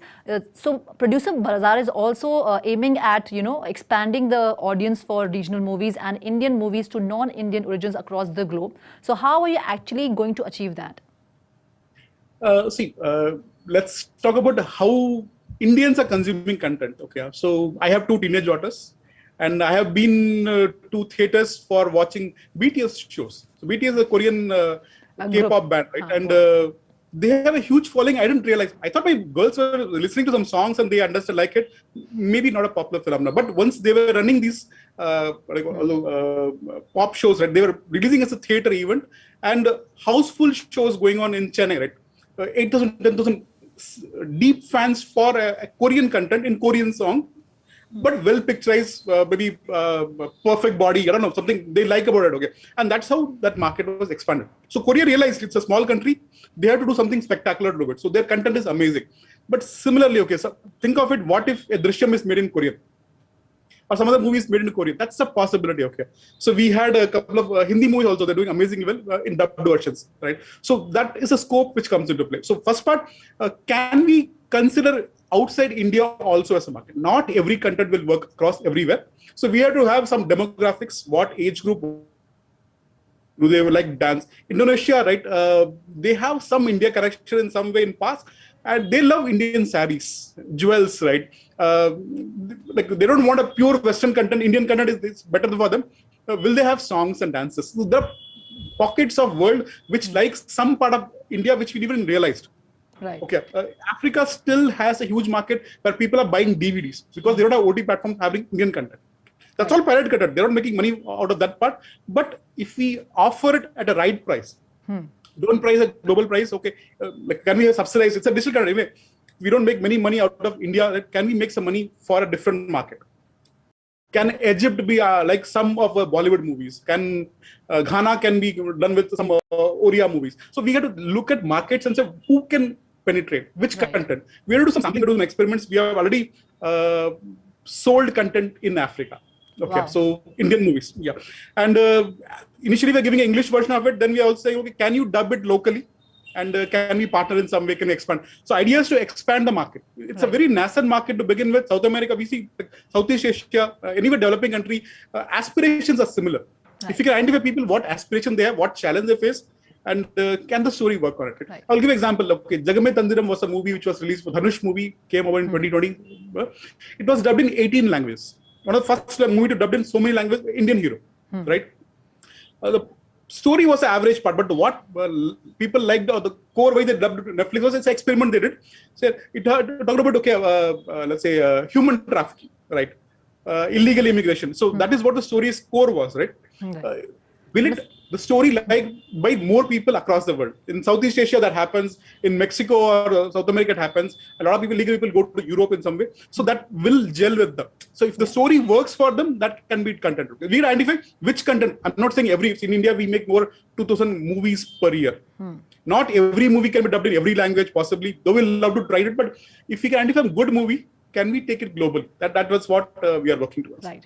So, Mr. Senthil, you said that Producer Bazaar was launched in 2021. Can you share some, success numbers with us, and what interesting projects are you working on? If you can mention a few. Okay, we are trying to, what we're doing is, okay, we are not trying to be an aggregator. We want to be a marketplace. So marketplace needs two parts. Okay, you need to have buyers and sellers. As of now, what do we sell? Okay, building technology is slightly easier compared to actually getting the actual people who need our service.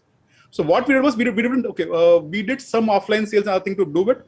The platform, we have built it in some way. We are launching two platforms. Instead of one, we are launching two platforms in coming weeks. Okay, that's we will not make the formal announcement in a few days. Okay. So what we did was we did a lot of work on. Okay, we ended up traveling to Delhi, met ministers, went to Mumbai, met NFDC, to Bangalore, in Hyderabad, Kerala.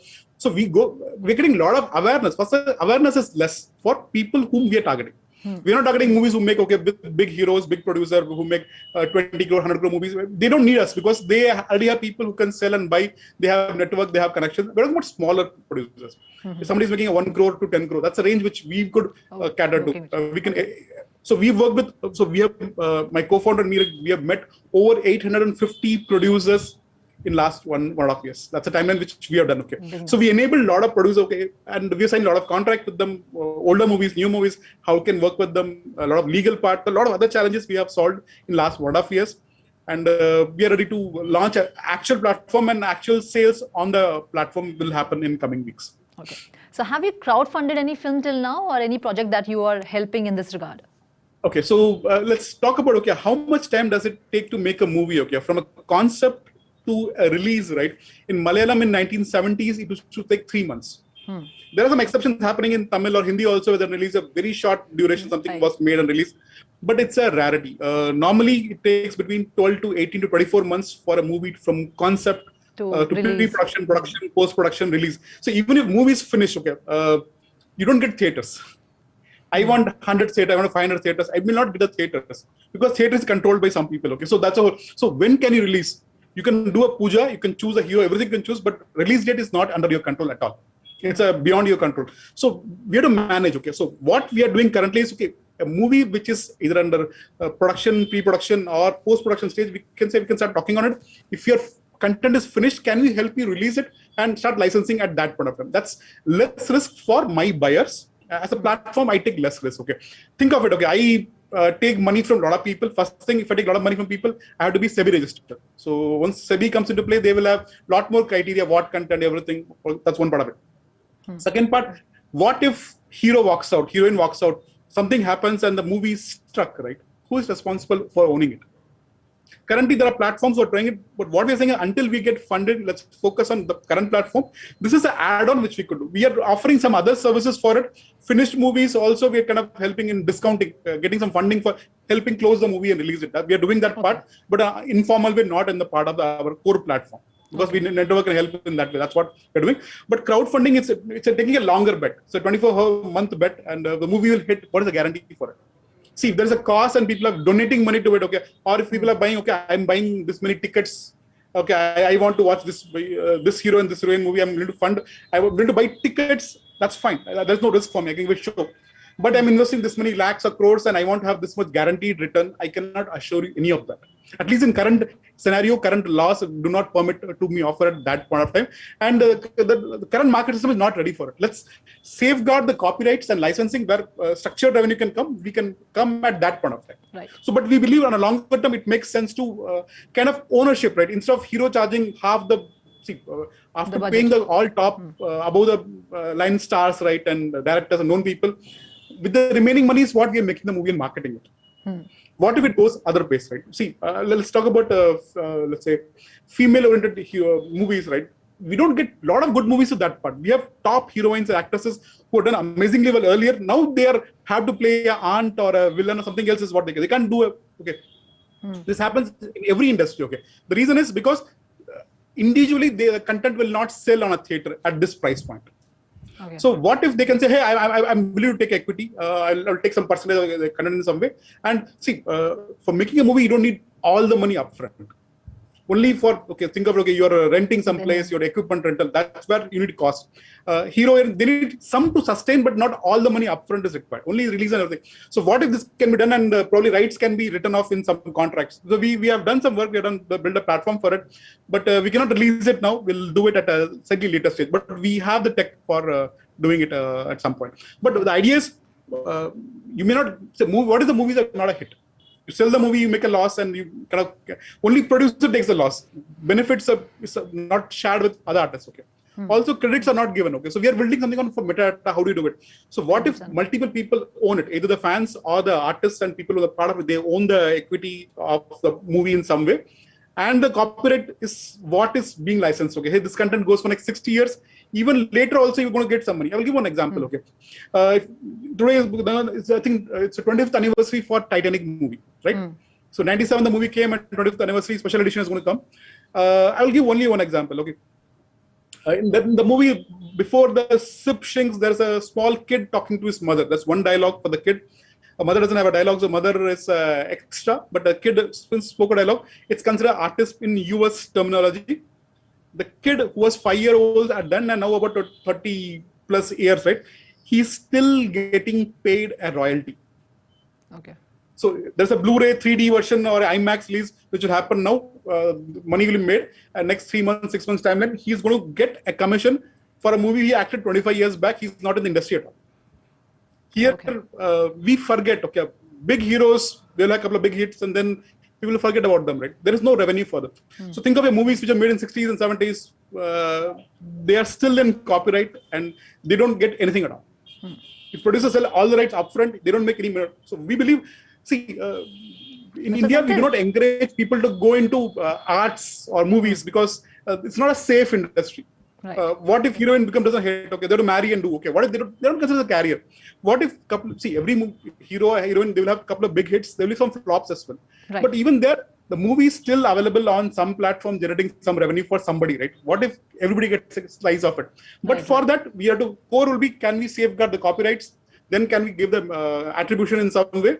And can, instead of everybody takes upfront all the cash, they own some rights of it. That could be the model which on a longer term will make more sense. Okay. So, Mr. Senthil, since Producer Bazaar is an NFT movie marketplace, will there be movie scenes, songs, etc. for sale and purchase? And since you mentioned royalties also, and it's a big issue, there's a big debate right now going around between marketplaces to have royalties or not to have royalties. What is your take? What is your view on that? So as of now, we are focusing only the B part. Okay, so I'm working with the producers and content creators. This is one part of my business. So these are people who are creating it, and the people who are buying it are actually, it could be a OTT platform, could be a website, could be a mobile app who are offering some content, short content, different format they license. Okay, or it could be theatrical, international releases, or dubbing, remake. There are about 20-30 rights which they can buy for a shorter duration of part. That's what we'll prefer. Don't sell perpetual license, everything. We'll sell a shorter duration. So you may get a better pricing over a period of time and sustained revenue comes into play. Okay. This is one part of it. Okay. We are not, the current platform, until we bring the crowdfunding part, we will not want to touch the B2C part of it. We don't want to create a lot of hype. Okay. See, 2021 was a great year for NFTs. Collectibles, we are part of the team helped which kind of marketed the Amitabh Bachchan NFT part when they were listed at the Guardian Link platform. Right. At that point, owning directly buying from Big B was important for me. There are only limited number of things and the value might go up here. But what has happened in 2022 mid and later is we have generative AI, right? So we had some random icons and everything. Now we can give one prompt and you have an amazing image coming for it. Okay. So how many artists can we sell content for? How much can they own it? Okay. I'm saying there is no guaranteed revenue. If basically there's a demand supply gap, right? Okay. If a lot of people want to buy this content and it's not available in quantity, the value will go up, right? It's straightforward formula, okay. But what if new current keeps generating on a regular basis or a volume comes into a, maybe the value may not go up. You still want to buy it for various reasons, by personal interest, but value may not go up. If you're investing for that purpose, it makes sense. What if this asset can generate revenue out of it? So I'm saying, okay, hey, we have this movie rights. The producer is willing to sell his part of rights, or heroes are willing to sell some part of a license, and that is bought by a fan. This content is going to make revenue for next 60 years. We can give an idea of how much we can predict with revenue to make over a period of time. If you hold this part, this is kind of dividend yielding content, you can get it. Right. So if you own fraction of that rights as an NFT, that generating revenue for that will make sense. And actually, this is a real product. It's not some hype just because we are a community or something or somebody is promoting it. No, the content is, movie was made for several crores, watched by several people. It has an IMDb rating. People have run reviews for it. People like it, love it. Think of a good song, okay. And that song is amazing hit. Song can generate revenue for next, maybe earlier, no more cassettes and CDs, but it's going to run on Spotify or any new platform is going to come in. They need to have content. On the metaverse, people need to have some listen to some content or concept or style of thing. And these are the actual things which are helping it, right? Right? So if you own something which generates that revenue, which is real business, which is legally supported, like we have hundreds of thousands of cases in legal history where we see how the cases are fought. There's a regulation for it. NFT, is it real or not? There are other questions which come.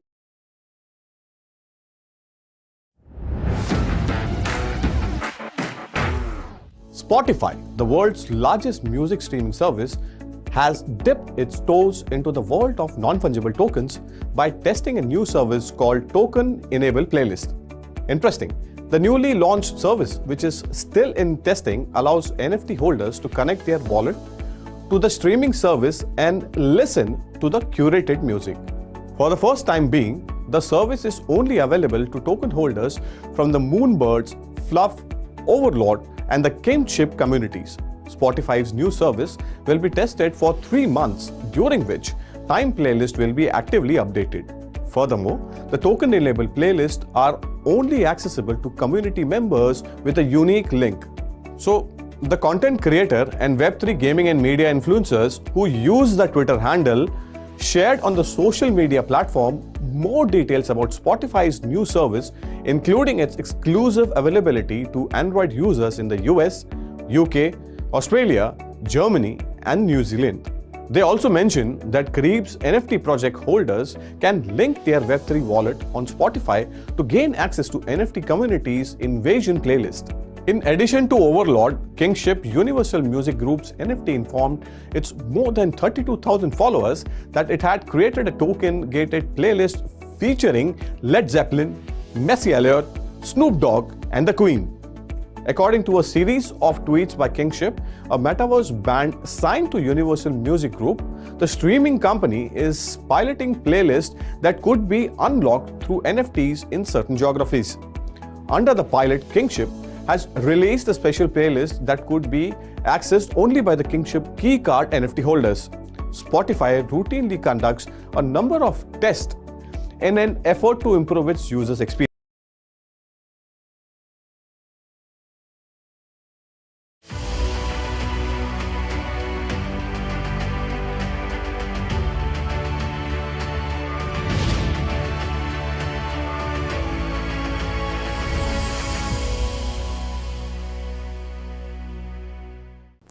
Hello and welcome to 3.0 TV. I am Vishakha Thakur.